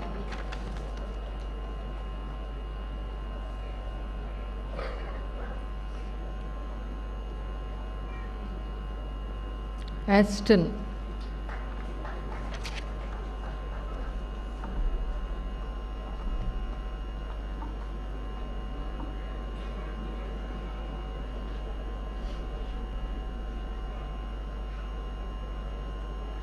We have two students who are being conferred with the honors degree by Vishveshwaraya Technological University.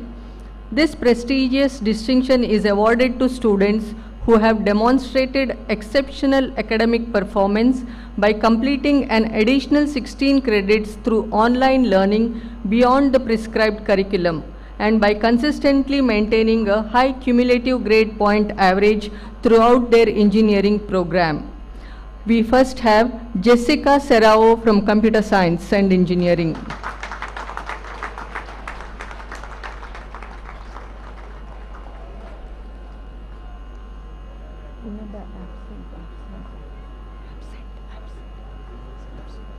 Should I read the name? Read no. Yes. The other student is Mr. Jaden Machado from AIML department, who is not present today. Congratulations to all the graduates. Thank you. Thank you, sir and madam. St. Joseph Engineering College provides holistic education to students with the tools to realize their potential and courage and a vision to use this education in service of humanity with excellence. It is the dream of this college to see all Josephites implement this in every aspect of their lives. To symbolize this, dear graduates, you will now be led into the oath-taking ceremony. May I request Dr. Rio D'Souza, Principal, to lead the graduates in reciting the graduation oath. Over to you, sir.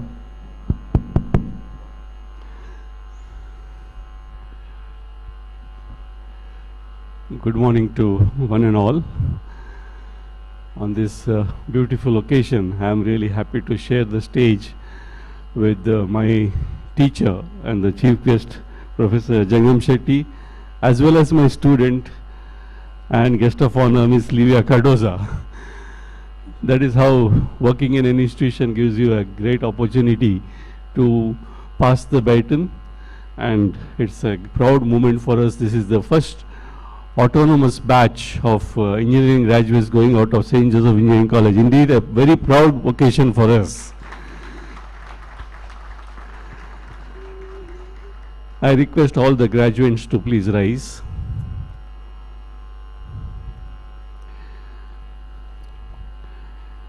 Graduates, please rise. It's a solemn moment.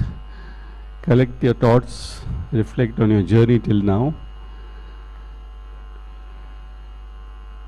Please stretch out your right hand. With the blessings of Most Reverend Dr. Peter Paul Saldana, the Bishop of Mangalore and President of SJC, the permission of our Director and Assistant Director, and the best wishes of all the teachers, the chief guest, the guest of honor, and your parents, in the presence of all of us, I will now lead you into the oath that will admit you into the profession of engineering. Kindly repeat after me. On this august occasion of graduation day, as I enter into my profession, I solemnly pledge that honesty, sincerity, and hard work shall be the cherished values of my life. The motto of St. Joseph Engineering College, Mangalore, namely, service and excellence, shall be the guiding principle of my life. I promise to maintain the honor, integrity, and dignity of my profession. I shall always place my country above self. May God help me. Congratulations, batch of 2025. You have done it. Thank you, sir, and congratulations to the class of 2025. We are all proud of you. SJC wishes you the very best. Good luck to you. We are fortunate to have with us today our chief guest and eminent personality, Dr. Suresh H. Jangam Shetty, Vice Chancellor, Haveri University. I humbly request you, sir, to inspire the graduates and all of us with your words.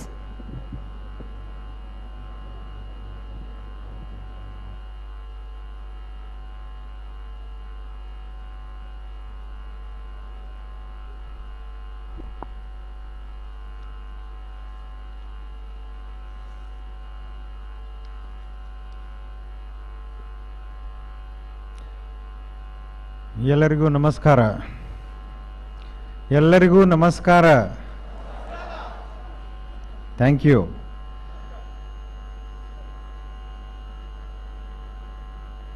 ವೇದಿಕೆ ಮೇಲೆ ಆಸೀನರಾಗಿರುವ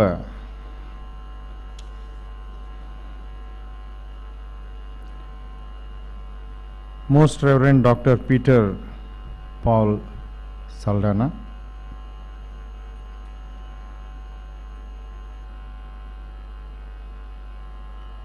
on the dais we also have the director, Reverend Wilfred Prakash D'Souza, Principal Dr. Rio D'Souza, Miss Livia,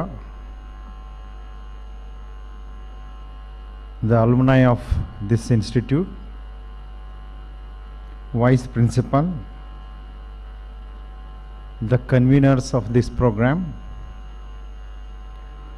heads of the departments,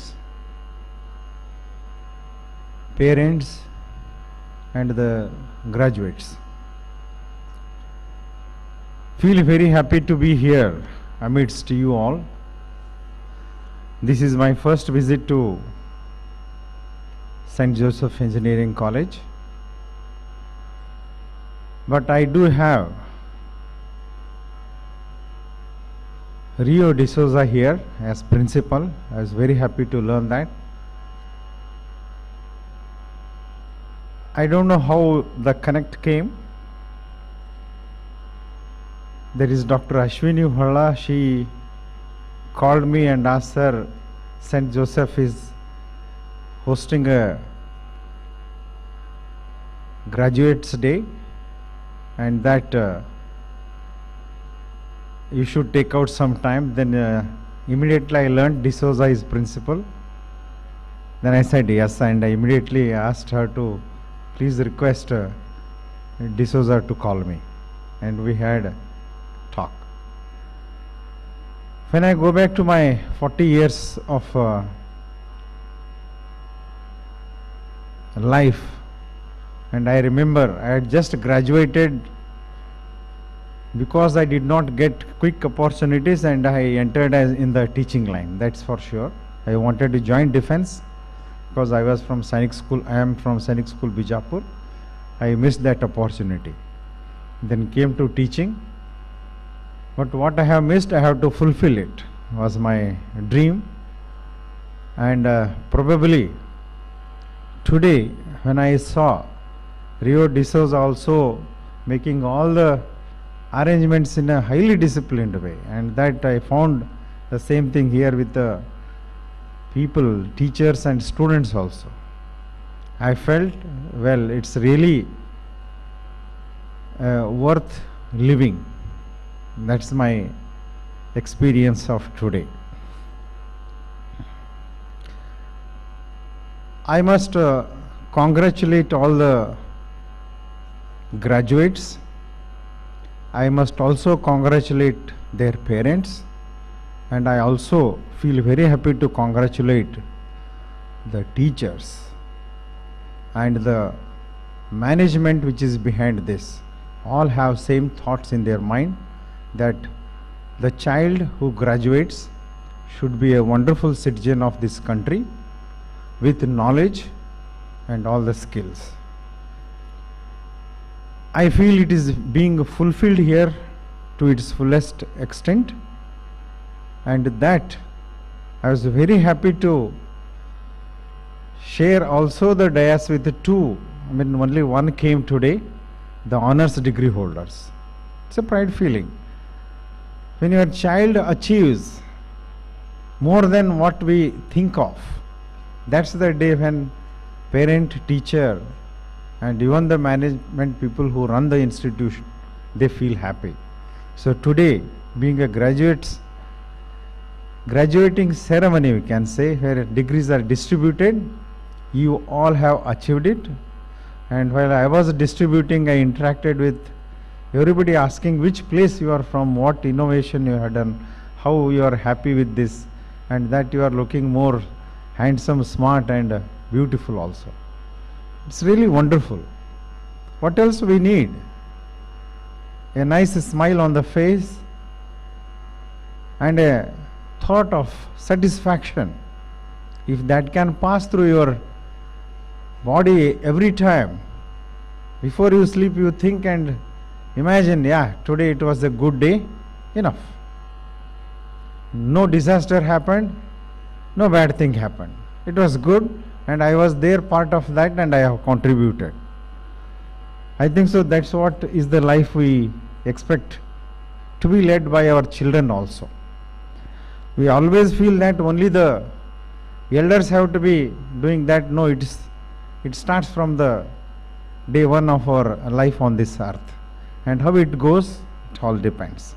So on this day, your hard work, your thoughts, and the dreams of your parents are fulfilled. I am sure today the smile on your parents' faces, whether they are here present or wherever they are, that will be the day that you did one task completed today by presenting them a degree certificate. You wanted me to learn, you wanted me to get educated, you wanted me to get a job. That's what I have done. That is the fulfilling features. And definitely you will be very happy and meeting your teachers. Directly or indirectly, they were part of your career and life. And the leaders who are here on the dais. And the blessings of the Father who is here amidst us. It's a wonderful feeling. So for that, I must express my gratitude and happiness. I am also very happy. And that's the day for you. Just spare a few minutes, go back to your day one, when you entered the institute from so many other places. Day one.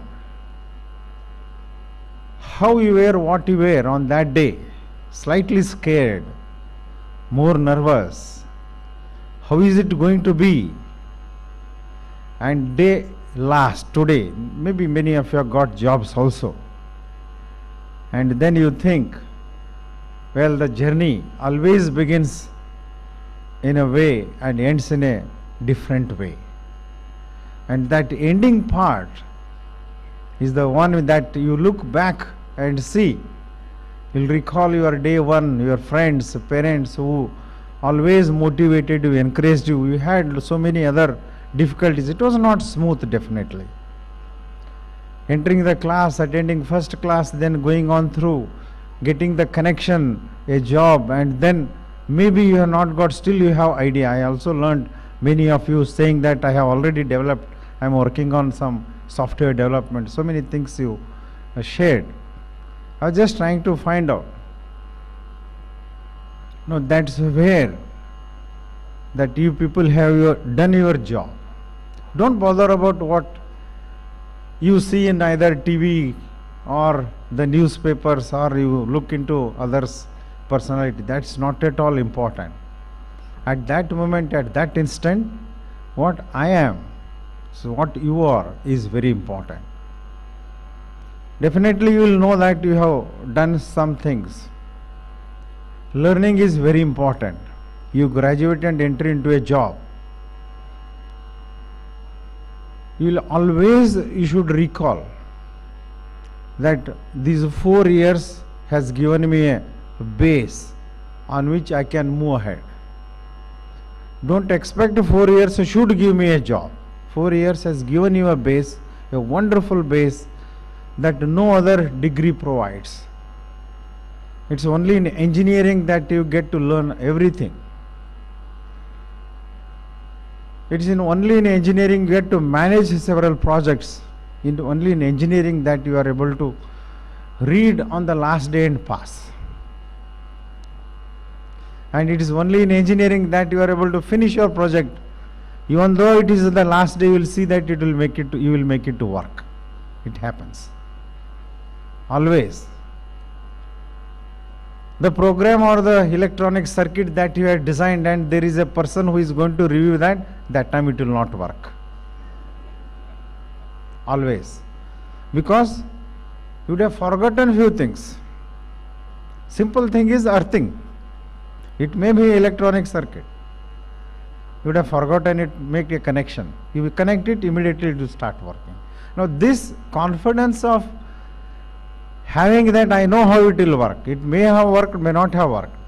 There is a very interesting thing about engineering. If a project works, fine, it will go as a product. If project fails, it will go into a better product because you will start working on those where it did not work. And then you may come out with a new thing. This is possible and definitely possible. With this engineering, like whatever the developments are happening,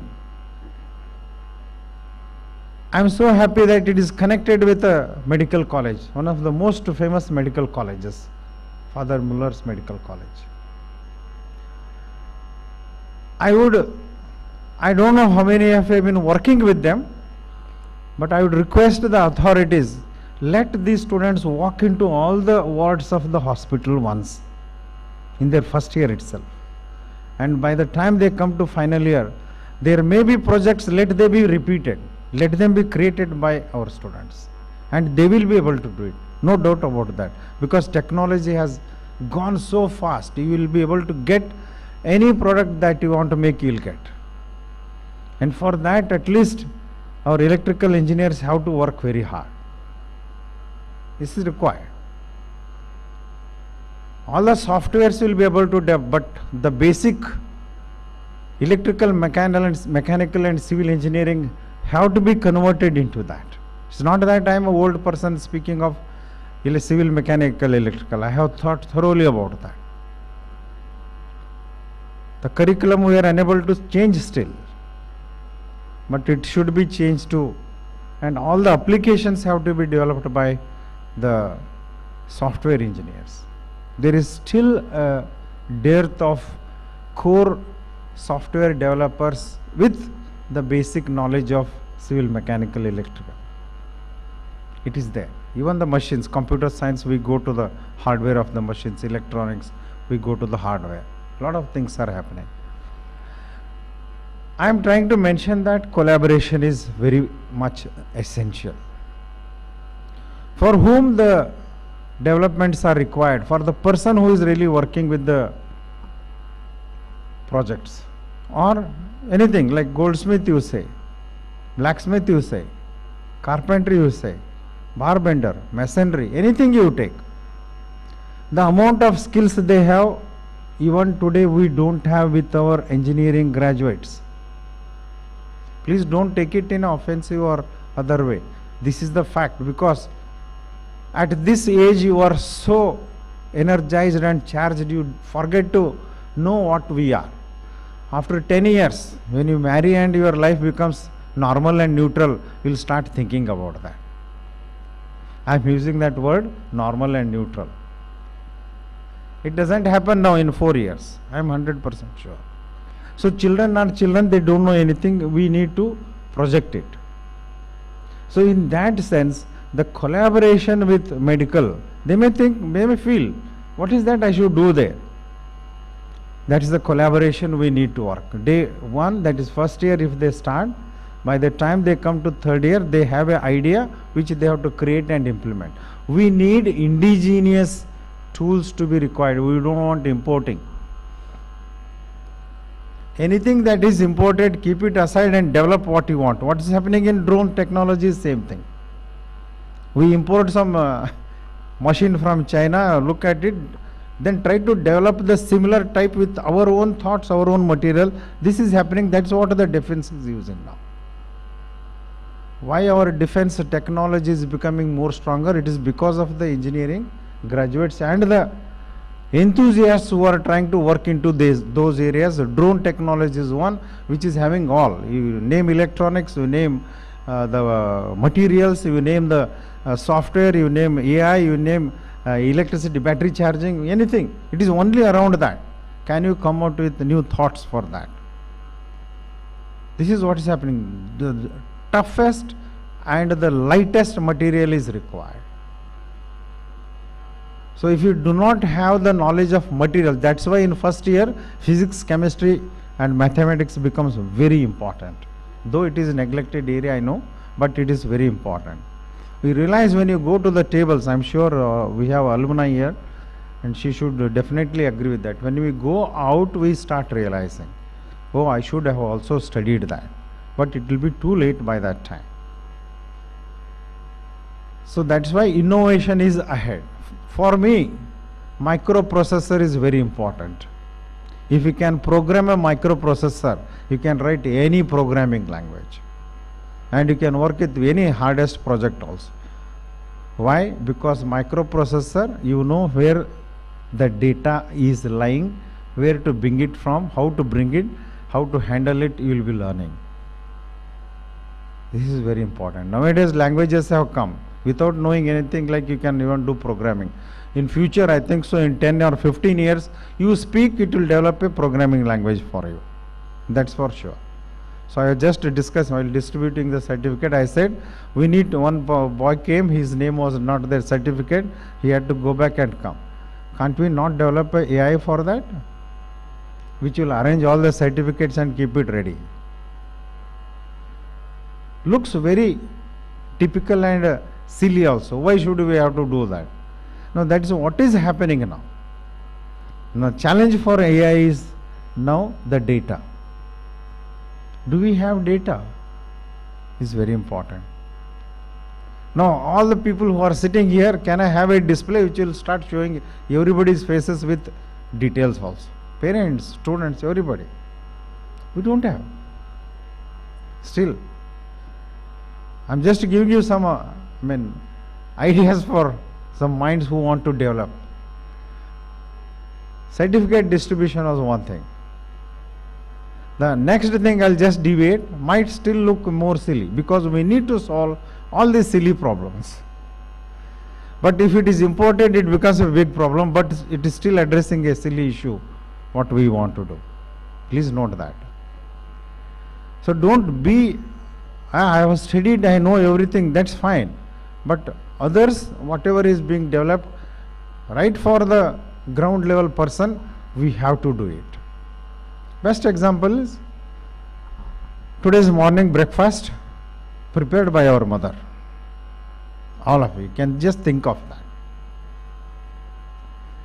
And that was being prepared right from our childhood. Is there anybody who says it is very bad or boring or anything like that? Not tasty? I don't think we find anybody here. Do we have data of that? She becomes grandmother, great grandmother, and now we don't know what she was doing.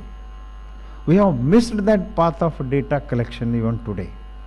We don't have data.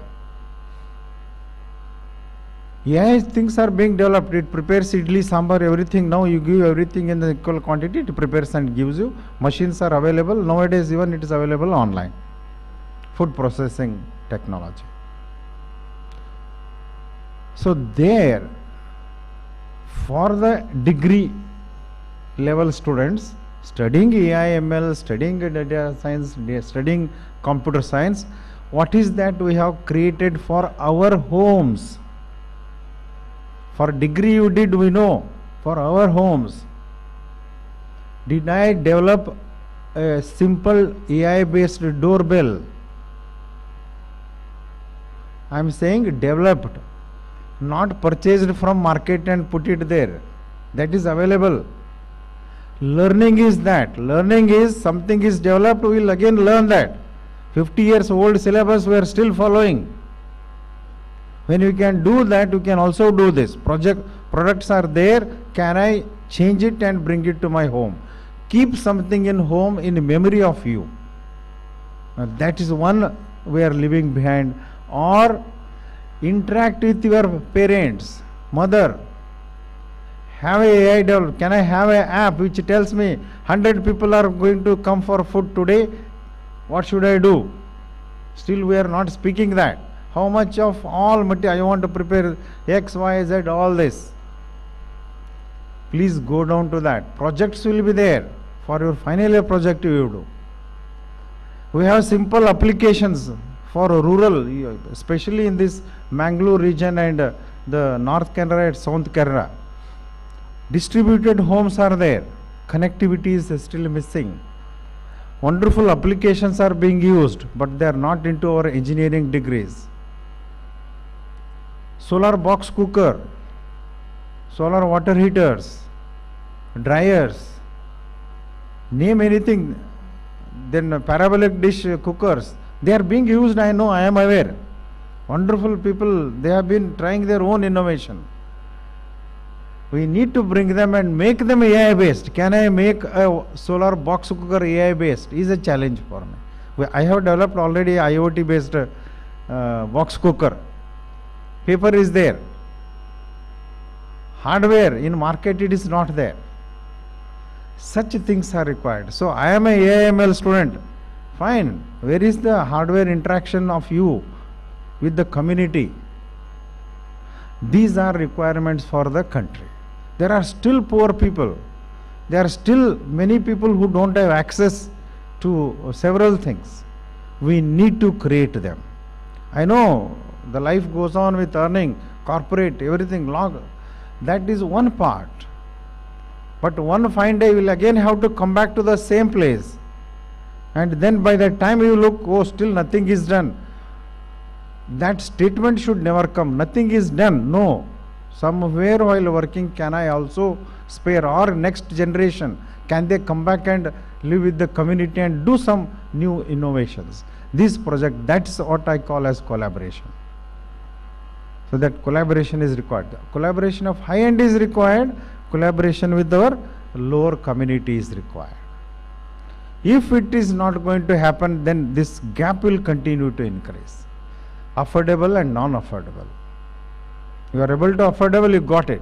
What about the other person who is not able to afford? These values, I bring them under the umbrella of values. Those values should be there. I remember tact, courtesy and simplicity. Three things.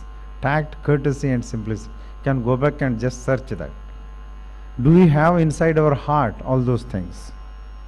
If that is there, you will become a person of this globe. You will be sought after. You will be there everywhere.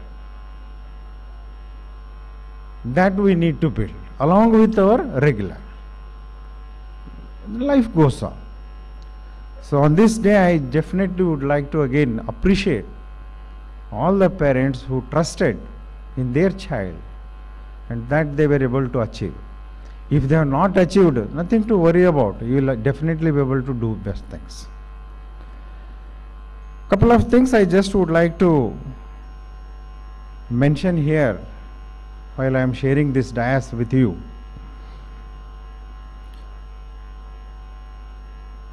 Same thing, never ever compromise with values. Hard work, there is no shortcut to hard work. Simple thing, we have been told about that. And always be kind to the students. This is just a word to the teachers, don't take it in a... Students have come first time, they don't know anything. As a teacher, I have studied somewhere there, I have experience, degree, doctorate, everything. That is for your individual personality qualification.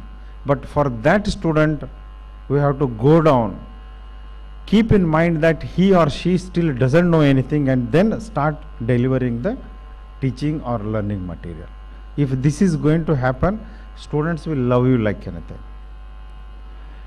Never ever blame the students because they are coming first time. And children have to be what the child has to be. Don't expect it to be fully matured and behaving like a serious person. If they do that, we tell, what is that you are behaving like this? If they behave like a child, then again we comment. So this part has to be very clearly kept in mind by all the teaching and management fraternity. They are coming first time. They don't know anything. And we are here to tell them what is right, what is wrong, how to proceed ahead. This is the best thing, because they are creating so much of infrastructure. We say we have created so much infrastructure, you are not using. Train that, teach that, tell them. They will start using it. And today I was able to see that. Even they have gone out, graduated, working, but the discipline is being maintained. And I am sure it is happening. That's what we need.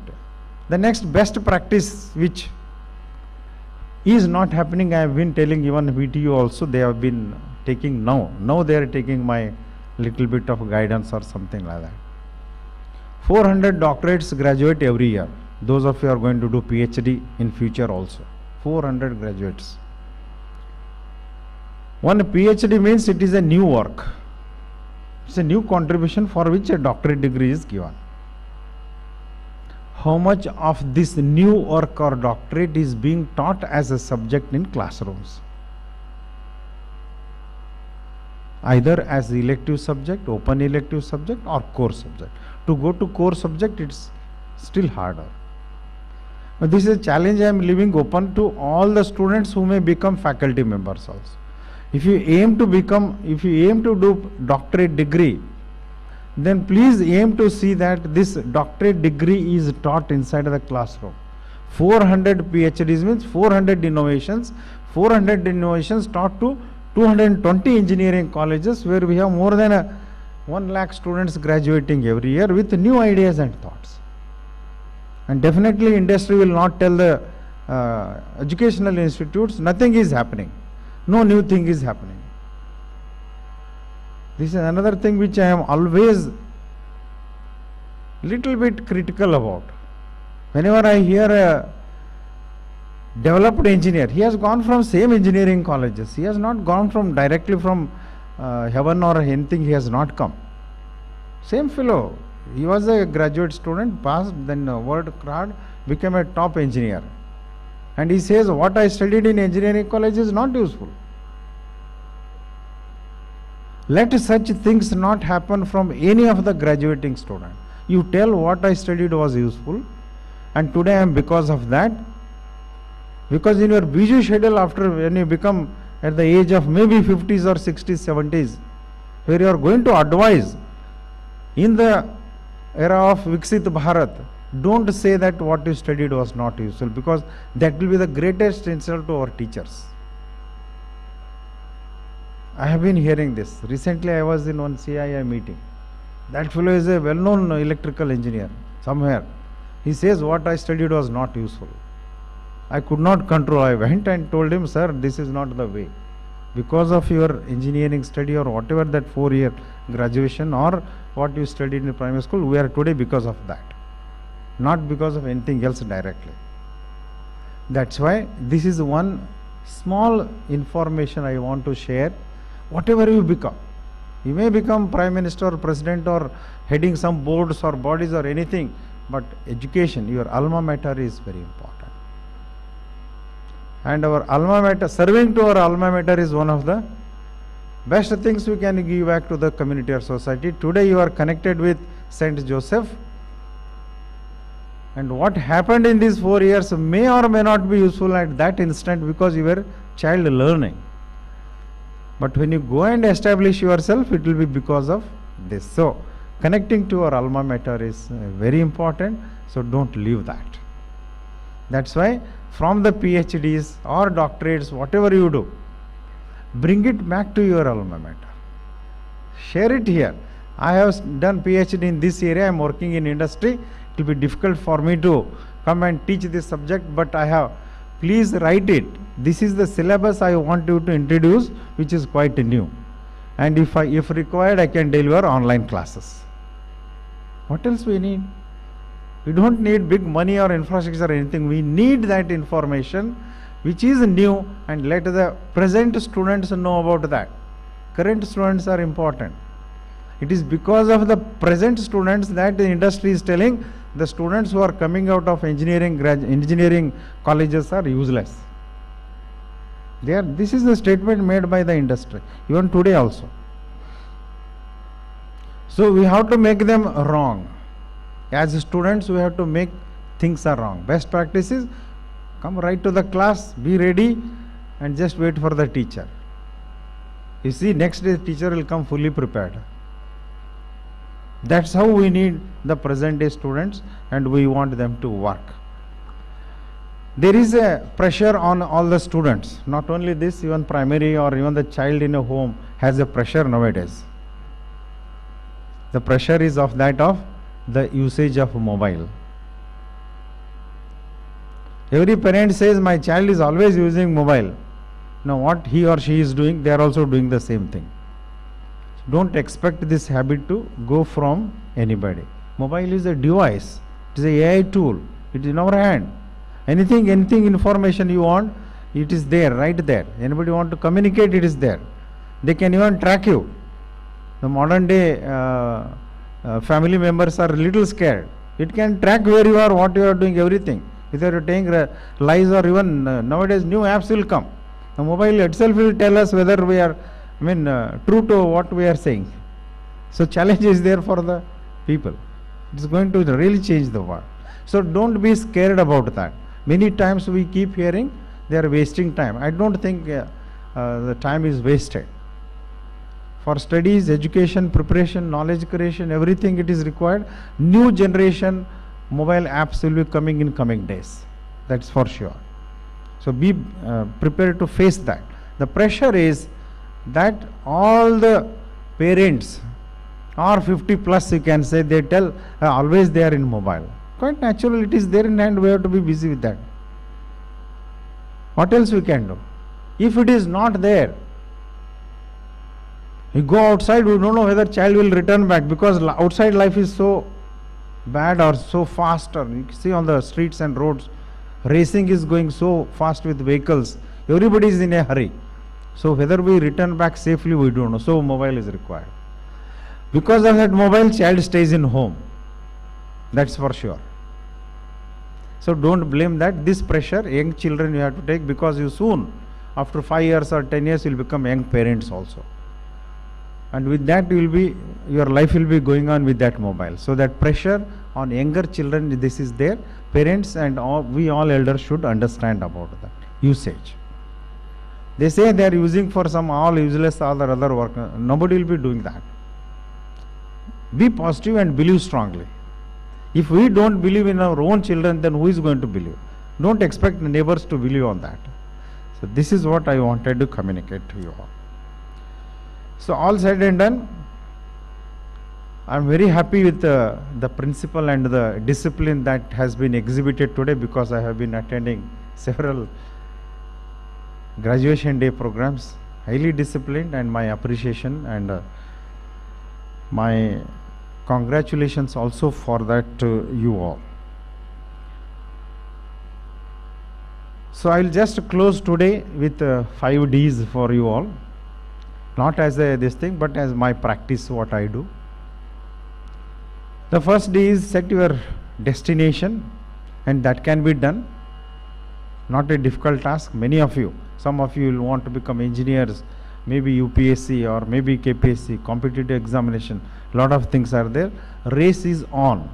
So if you have set your direction and if you are ready, destination, and you are ready, then you have to set your direction for that destination. Not so easy. You may have graduated through computer science. So will I continue to be in computer science is important. But this most often changes with electrical, mechanical and civil. They always have a destination in corporate software world. So second one is direction. Well, of course, next 2 Ds are the determination is very much essential, and dedication is must. You be after one thing. If you keep on changing, I keep finding in corporate world. First year I meet, oh, he says I am in TCS, sir. Next year he's in Accenture. Next year he's in one more company, like that. In next first 5 or 10 years, I find these guys changing the companies. Maybe for something you are doing, same thing is happening with your faculty also. I remember. A better salary, you go there. So fine. But what is that you wanted to create and achieve? I'm sure it doesn't happen. You need at least 5 years of one place work. So your determination and dedication is must. So first was your destination, direction, determination, dedication. The last and the most important that you have to be is disciplined. Be disciplined. If it is not going to happen, of course I did not compromise till my retirement. Nobody should enter my class after I go inside the classroom. This was followed from beginning and even till last day. What is the fun in coming late? This is an important thing. So today also morning I was to be ready by 8:45. I was slightly late. So in a hurry I came, I forgot my mobile. Imagine how the life will be without that. Now I am experiencing. But I am at peace. Maybe when we pick up that, all the thrashes will start from different angles. Where are you? Where are you? Something like that. No issues. But I am with wonderful, nice people here. And that's more than enough. So I congratulate you all once again.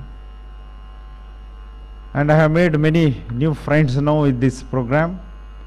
And also I was able to get the blessings from Father here. And all of you who are here, if any time you happen to pass by Haveri for another 1.5 years, I will be there till 27 March.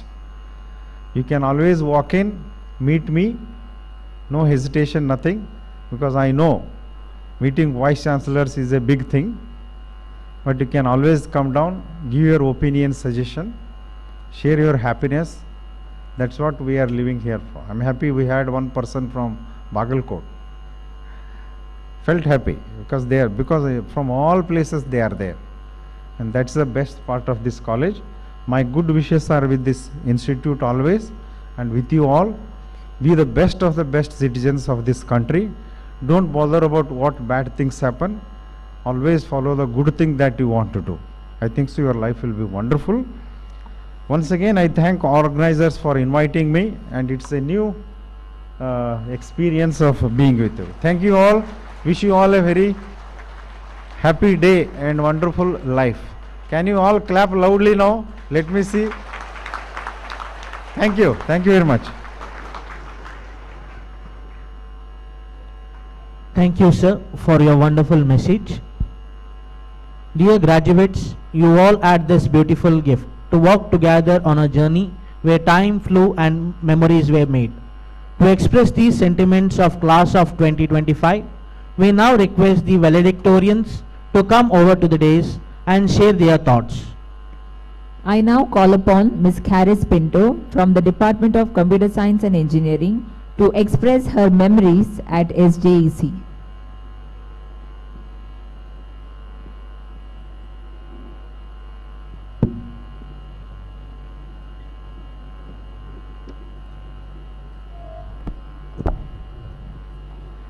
While 4 minutes seems to be a very short duration to condense my thoughts and emotions at the moment, 4 years of engineering didn't feel that long either, did it?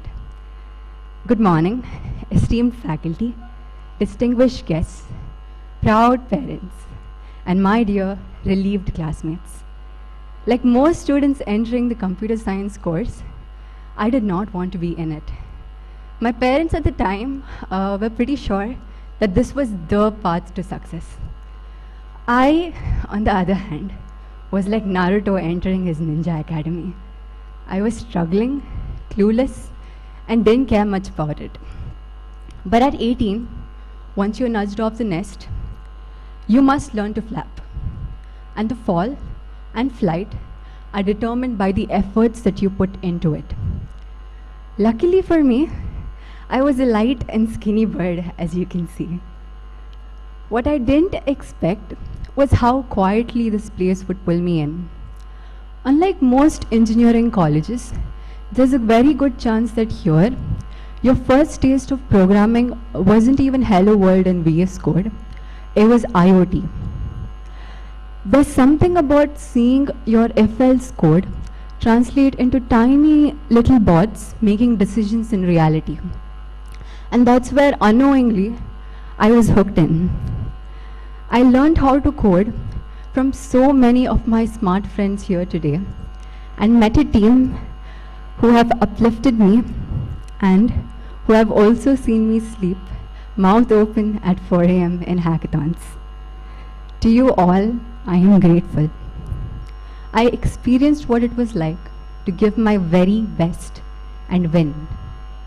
But what stays with me more are the occasions where I gave my very best and I still failed. To our teachers, thank you for making perfectly summarized notes, for hinting the important topics and having our backs. Quite literally, have you seen those textbooks? They weigh more than our will to study. We have unfortunately and fortunately graduated at a time with the most rapid development in AI the world has ever seen. Everything we learned a week ago seems to be outdated today. Placements weren't that easy either. Endless rejections, endless scrolling through LinkedIn, where every person seems to be an entrepreneur solving key global issues with their B2B, AI-powered, multi-agentic, SaaS-enabled, blockchain-agnostic product. But despite this chaos, we are the first batch to establish a successful coding club, Skeptics, and the first to launch SJEC's national level hackathon series, Hack to Future. We are also the last batch to know what it was like to code both with and without AI. I am greatly indebted in gratitude to my family for always supporting me and equipping me with values that shape me today. To my friends, thank you for keeping me company through a course that seemed never-ending. And finally, to my cat, who also deserves a degree for being there by me at 2 a.m. in the night and again at 5 a.m. in the morning. I hope that we return, not just to poke fun at our grays and receding hairlines, but also to help sustain and fund the clubs that we were once part of. Because if there's one thing we wished for in these 4 years, it was guidance. Someone who told us which course actually mattered, which project idea was worth chasing, and which rejection letter wasn't the end of the world. We don't always have that, but we can be that for those who come after us. So even if you forget everything I've told today, just remember this. Help your juniors in the way you wished someone had helped you. That will be a real legacy here today. I wish you all very good lives. You've totally got this. Thank you, Karis. May I now call upon Ms. Sharon Taina Manages from the Department of Intelligent Computing and Business System to share her thoughts.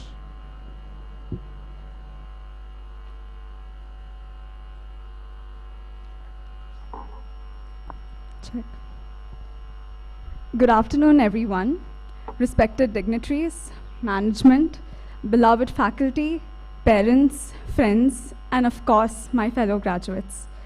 Standing here on behalf of the graduating batch of 2025, I feel privileged, but also I'm a little nervous because I was only given 10 minutes to sum up the last 4 years of our engineering life. But don't worry, I won't take that long because I know you all are hungry. Firstly, congratulations to all of us. I won't say we've made it, because let's be real, we still have a long way to go. However, we did survive the last 4 years of our engineering life, and that's no small achievement. We successfully copied assignments during classes on the day of submission, learnt at least 2 modules the night before the exam, and let's not forget, we completed an entire project where out of a group of 4 or 5 people, 2 people actually did the work and the rest gave emotional support. I remember when, excuse me, I remember when we first came to college right after COVID in 2021. We had just spent a whole year relaxing at home, copying during online classes, and then suddenly we were hit with the reality of offline classes, real assignments, and actually writing exams in person. Low-key, some of us were really hoping we would go back to online mode so that we can hang out with our friends and just have holidays. But looking back now, being on campus gave us something better, a chance to grow, laugh, and mess up in ways that actually made our time here amazing. But in all honesty, I would say as engineers, we've definitely mastered a lot of things. For example, eating chips sneakily during class when the lecturer turned away, somehow writing 20 pages of our assignment, of course, in our own words, and using college or department events as excuses to make up for attendance. We also perfected the noble art of group study, where one person actually studied and the rest of us would just wait for that person to teach. But what made this place truly special were the people guiding us, our faculty members. Y'all have been our backbone, not just for academics, but also for the way you've patiently listened to our creative excuses on why we didn't do assignments on time or why we were late to class. You heard it all, and yet, instead of giving up on us, you always gave us another chance. You've been there with us through all our different phases, and somehow you still put up with us. For that, thank you. To the management, thank you for giving us the opportunity to organize, be a part of events, and for providing us with all the facilities. Honestly, some of our best memories came from being part of these events, and not just attending them, but also working behind the scenes, running around campus, and breaking our heads over budgets. We all know how many permissions we had to take and how many letters we had to write. Sometimes I feel like I was earning a degree in letter writing. But even still, these experiences gave us a real taste of responsibility. Without your support and constructive feedback, Tiara, Millen, TEDx, department events, and even our hackathons wouldn't have been possible. For that, and for trusting us with the freedom to create, thank you. And to all our parents, especially my parents, thank you so much for supporting us and guiding us. I know some of you all here might have not exactly chosen this degree, but I'm pretty sure your parents could not be more proud of you. And now, how can I forget the most iconic spot, the Student Square? Every morning, it was our unofficial OG spot to meet up to talk, gossip, plan which classes to bunk, and then with just 2 minutes left, we would run across campus to class. After exams, Student Square became this meeting room where some of us came there to discuss answers, some came to console the others if the exams were really bad, and then the rest of us, well, we just straight away ran to lassi corner or tea bench because we were really hungry. The campus itself was green and beautiful. It made our even more stressful days feel a little lighter. But one thing I'm pretty sure that has kept us all confused was the building layout, especially the blocks AB2, AB3, and the civil block. They're connected in such a confusing way that I think even still, none of us know how to get to a specific floor of another block. With all that said, we came here as strangers in 2021, a little awkward and unsure. And now, here in 2025, we live as a family. Wherever we go, jobs, higher studies, or start something of our own, we will carry these memories and all the embarrassing moments we had to share with our future friends and colleagues. The future may feel like one big Viva exam. We've prepared, but we don't know what the next question is going to be. And that's absolutely okay. What matters most is that we're ready to face whatever comes next. And as I conclude, I'd like to quote Steve Jobs in the hopes of at least one of us getting placed in Apple. Your time is limited, so don't waste it living someone else's life. Don't be trapped by dogma, which is living with the results of other people's thinking. Have the courage to follow your heart and intuition. They somehow already know what you truly want to become. With this, cheers to the class of 2025. This is just the beginning. Thank you. Thank you, Sharon. These moments will be cherished by SJC too. As we talk about the need to foster academic achievement, we must recognize and reward those who have strived towards this achievement. Ladies and gentlemen, we are now going to honor a few exceptionally magnificent students of the class of 2025 for their phenomenal efforts in securing highest marks in exams.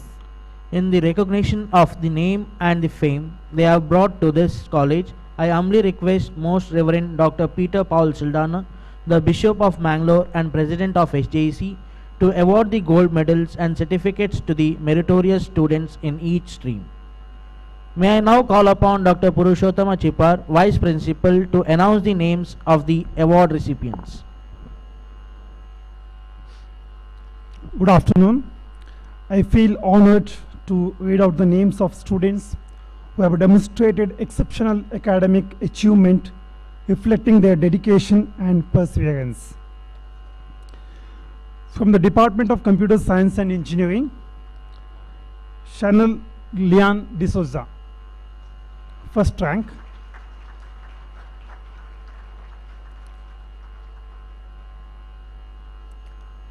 Second, Simon Angela Montero.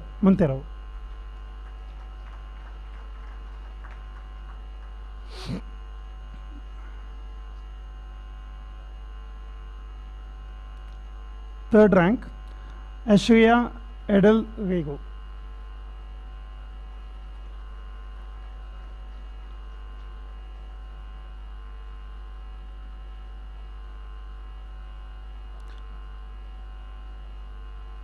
Fourth rank, Lester Shane Fernandez.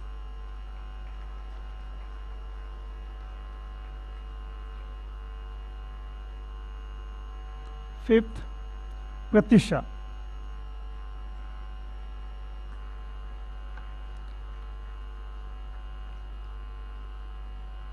Sixth rank, Shreya Kamath.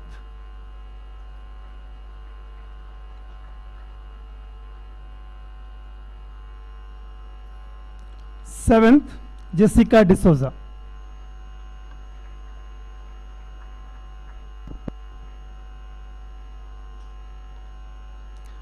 Eighth rank, Anya D'Souza.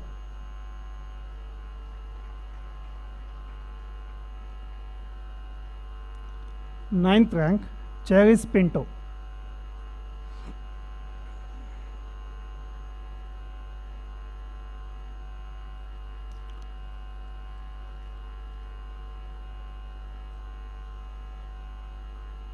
Tenth rank, Chaitanya. From the Department of Artificial Intelligence and Machine Learning, first rank, Rachel Nikita Valentina D'Souza.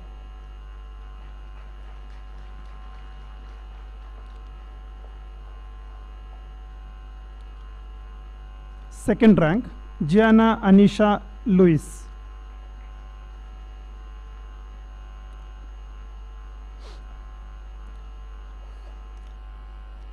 Third rank, Vilisha Morris.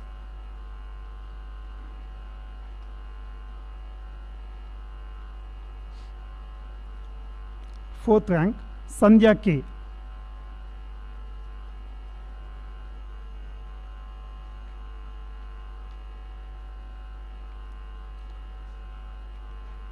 Sixth rank, Pritham U.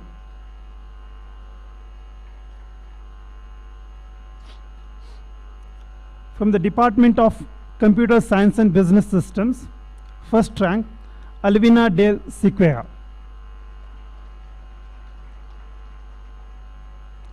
Second rank, Anvita Vasista K.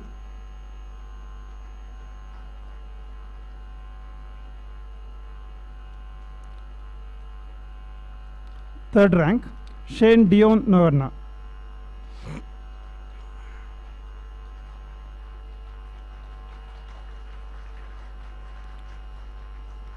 Fourth rank, Trisha M.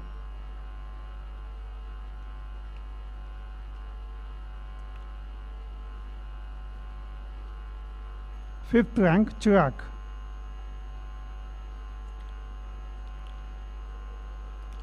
Sixth rank, Shravya.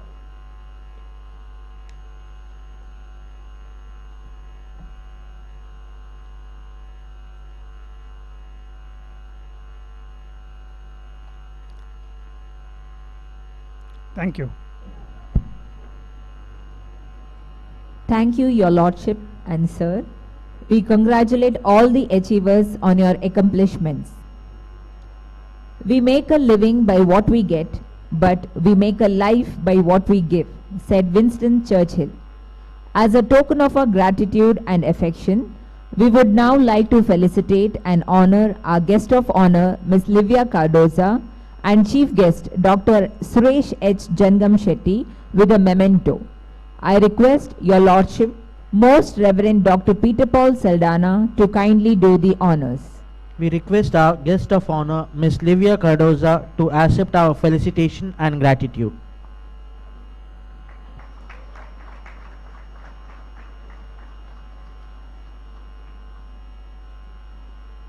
May we request our chief guest, Dr. Suresh H. Jangam Shetty, to accept our felicitation and gratitude.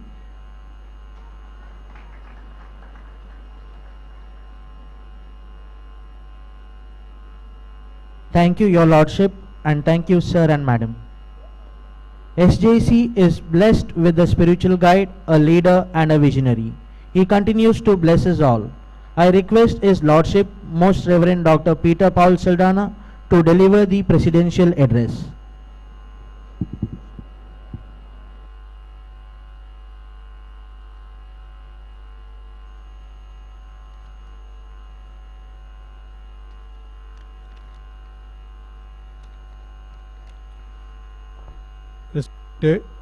Respected Father Wilfred Prakash D'Souza, the Director, the Chief Guest of the Day, Dr. Suresh H. Jangam Shetty, the Guests of Honor, Ms. Livia Cardoza, Father Kenneth Crasta, the Assistant Director, Dr. Rio D'Souza, the Principal, Dr. Chippa, the Vice Principal, the members of the governing body, the faculty, the HOD, staff, students, and my dear graduates and parents. I rejoice with you for your achievement. I see a smile on your face, a moment of satisfaction. Graduation always brings happiness of having crossed the threshold. When you succeed, your parents rejoice, you rejoice, and the institute rejoices, especially the faculty and all the student body rejoices together with you. Your well-wishers, your friends, your benefactors share your joy. The quality of any institute is measured to a greater extent by the quality of students. I was very much touched when the chief guest of the day again and again referred to the discipline of our students, and even now that pin drop silence, that great respect that you have in this hall, and that concentration on the event that is taking place, that is your contribution to the institute, and I'm sure that is also the contribution of the total institute. I'm sure this will have an impression wherever you are, that you are going to leave those traces of good discipline, a well-groomed personality, and that is certainly going to take you a long way to bring something beautiful in the lives of many people. Doing something beautiful, doing something useful, doing something worth doing it is what you are called to do. Previous speakers, the guest of honor, the chief guest of the day, they have given you sufficient food for thought, and I'm sure you will not forget it. On my behalf and on part of the management, I would like to just give one or two small sentences. One is to show gratitude towards this institute by visiting it now and then, as it has already been given a call that come back and teach the next generation, online, offline, or seminar, or symposium, whatever that you discover, whatever you do a research on, something new, bring something new, the freshness back to our institute. And that way you will be certainly contributing much, and we are waiting for you to come back. That's one little advice. Second, when you pass by this way, Vamanjur, turn your head to the right or left to look at the institute and bow your head and say thank you.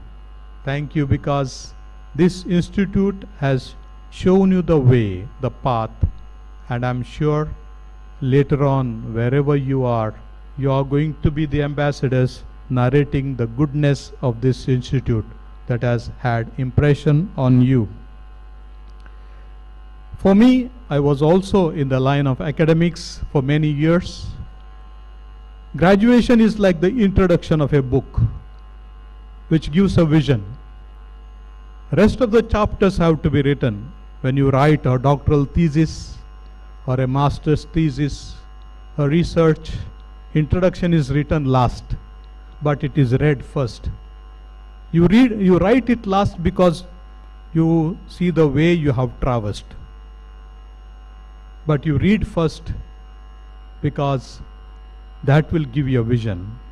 Today, after going through the whole of your life, 4 years and anything that has preceded it, you look back and you have written an introduction so that your chapters will now be beautified, worthwhile reading. Wherever you are, write an important chapter of your life and make many people part of that chapter wherever you are. And people will remember you for the goodness that you have, for the kindness that you show, for the compassion with which you accompanied them, for the time you spent with them, the quality time. Everything is essential today. Today people are stressed in many places, especially in the workplaces and in the family also. And that you can see in different parts of the world. People are stressed, anxious. Can you reduce anxiety? Can you reduce stress by your presence? Can people breathe freely psychologically in your presence? Wow, I am happy today because I could just ventilate my feelings of pain, struggle. Create that atmosphere wherever you are, maybe in the industry, maybe in management, maybe in the research, wherever you are, or in the teaching faculties. Create that atmosphere of breathing freely without creating any stressful moment. Let the people go back with a smile on their face as you go back today with a smile on your face. Write wonderful chapters in your own life and let many others be part of it, especially your parents, your brothers and sisters, your family members, and also the faculty here and the whole institute. God bless you, God bless you, God bless you. Thank you, Your Lordship, for the blessings. Your loving and encouraging words invite all of us to march ahead. Our chief guest, Professor Jangam Shetty, has a small memento which he wants to offer to us on this occasion. So I request our Most Reverend Dr. Peter Paul Saldana, the Bishop of Mangalore and President of SJC, to kindly accept the memento on our behalf from the chief guest. Thank you.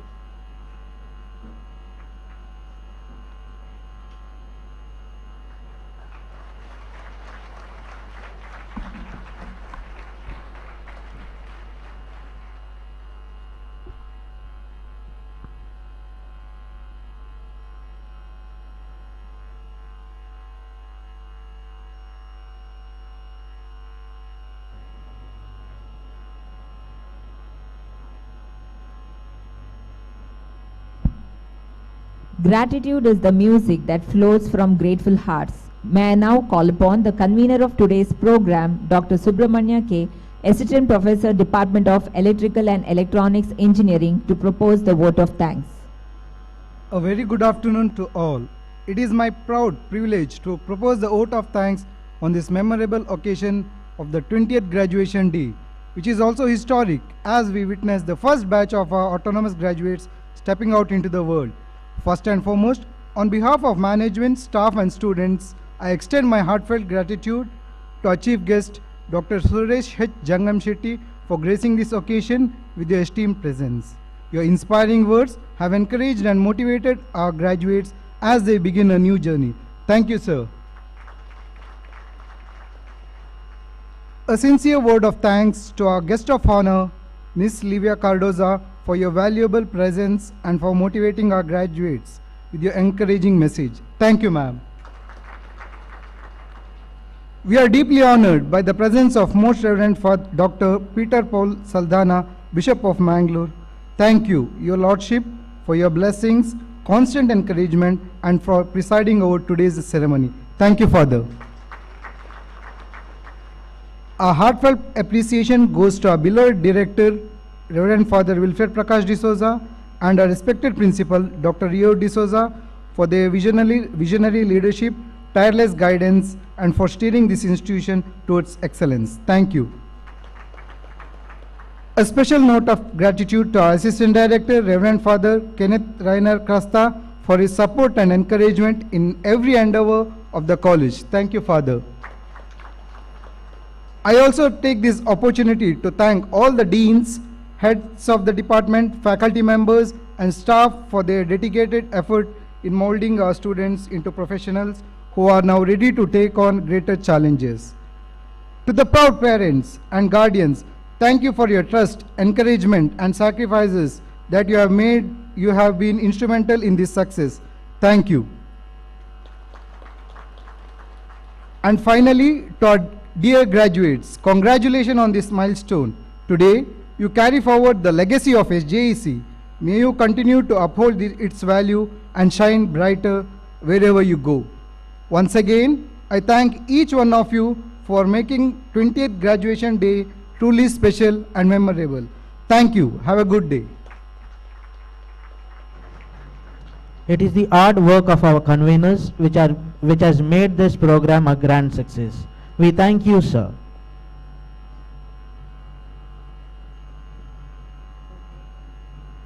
As we come to the end of the ceremony, let us all rise for the national anthem. May I also request you to kindly remain standing after the national anthem as the dignitaries leave the venue.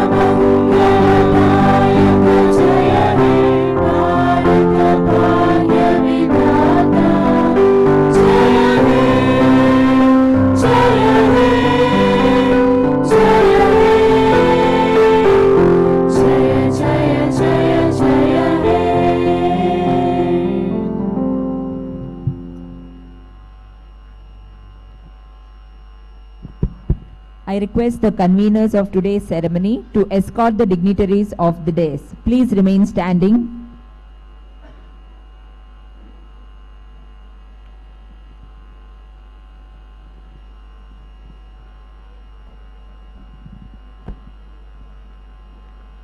Congratulations to our graduates of class of 2025.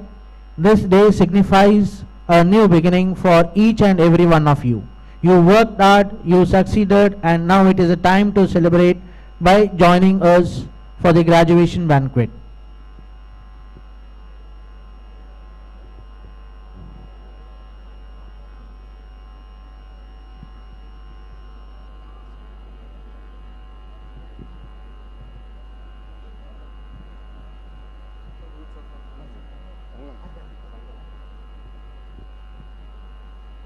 Graduates who wish to have a photocopy of the photograph of receiving the degree certificate are requested to contact Smile and More Studio, Warmanjur. Photo booths and graduation gowns have been arranged in the basketball court for those who wish to capture their memorable day with photographs. You are welcome to make use of the gowns and the photo booths. A kind note to parents and guardians who wish to collect the certificates of the awards are requested to come near the announcement desk. The graduation lunch has been arranged in the basketball court. Kindly join us for lunch. We wish all the graduates the very best for their future aspirations. This is your MC, Lolin D'Souza and Franco Meneges signing off. Thank you everyone. Have a nice day. Thank you.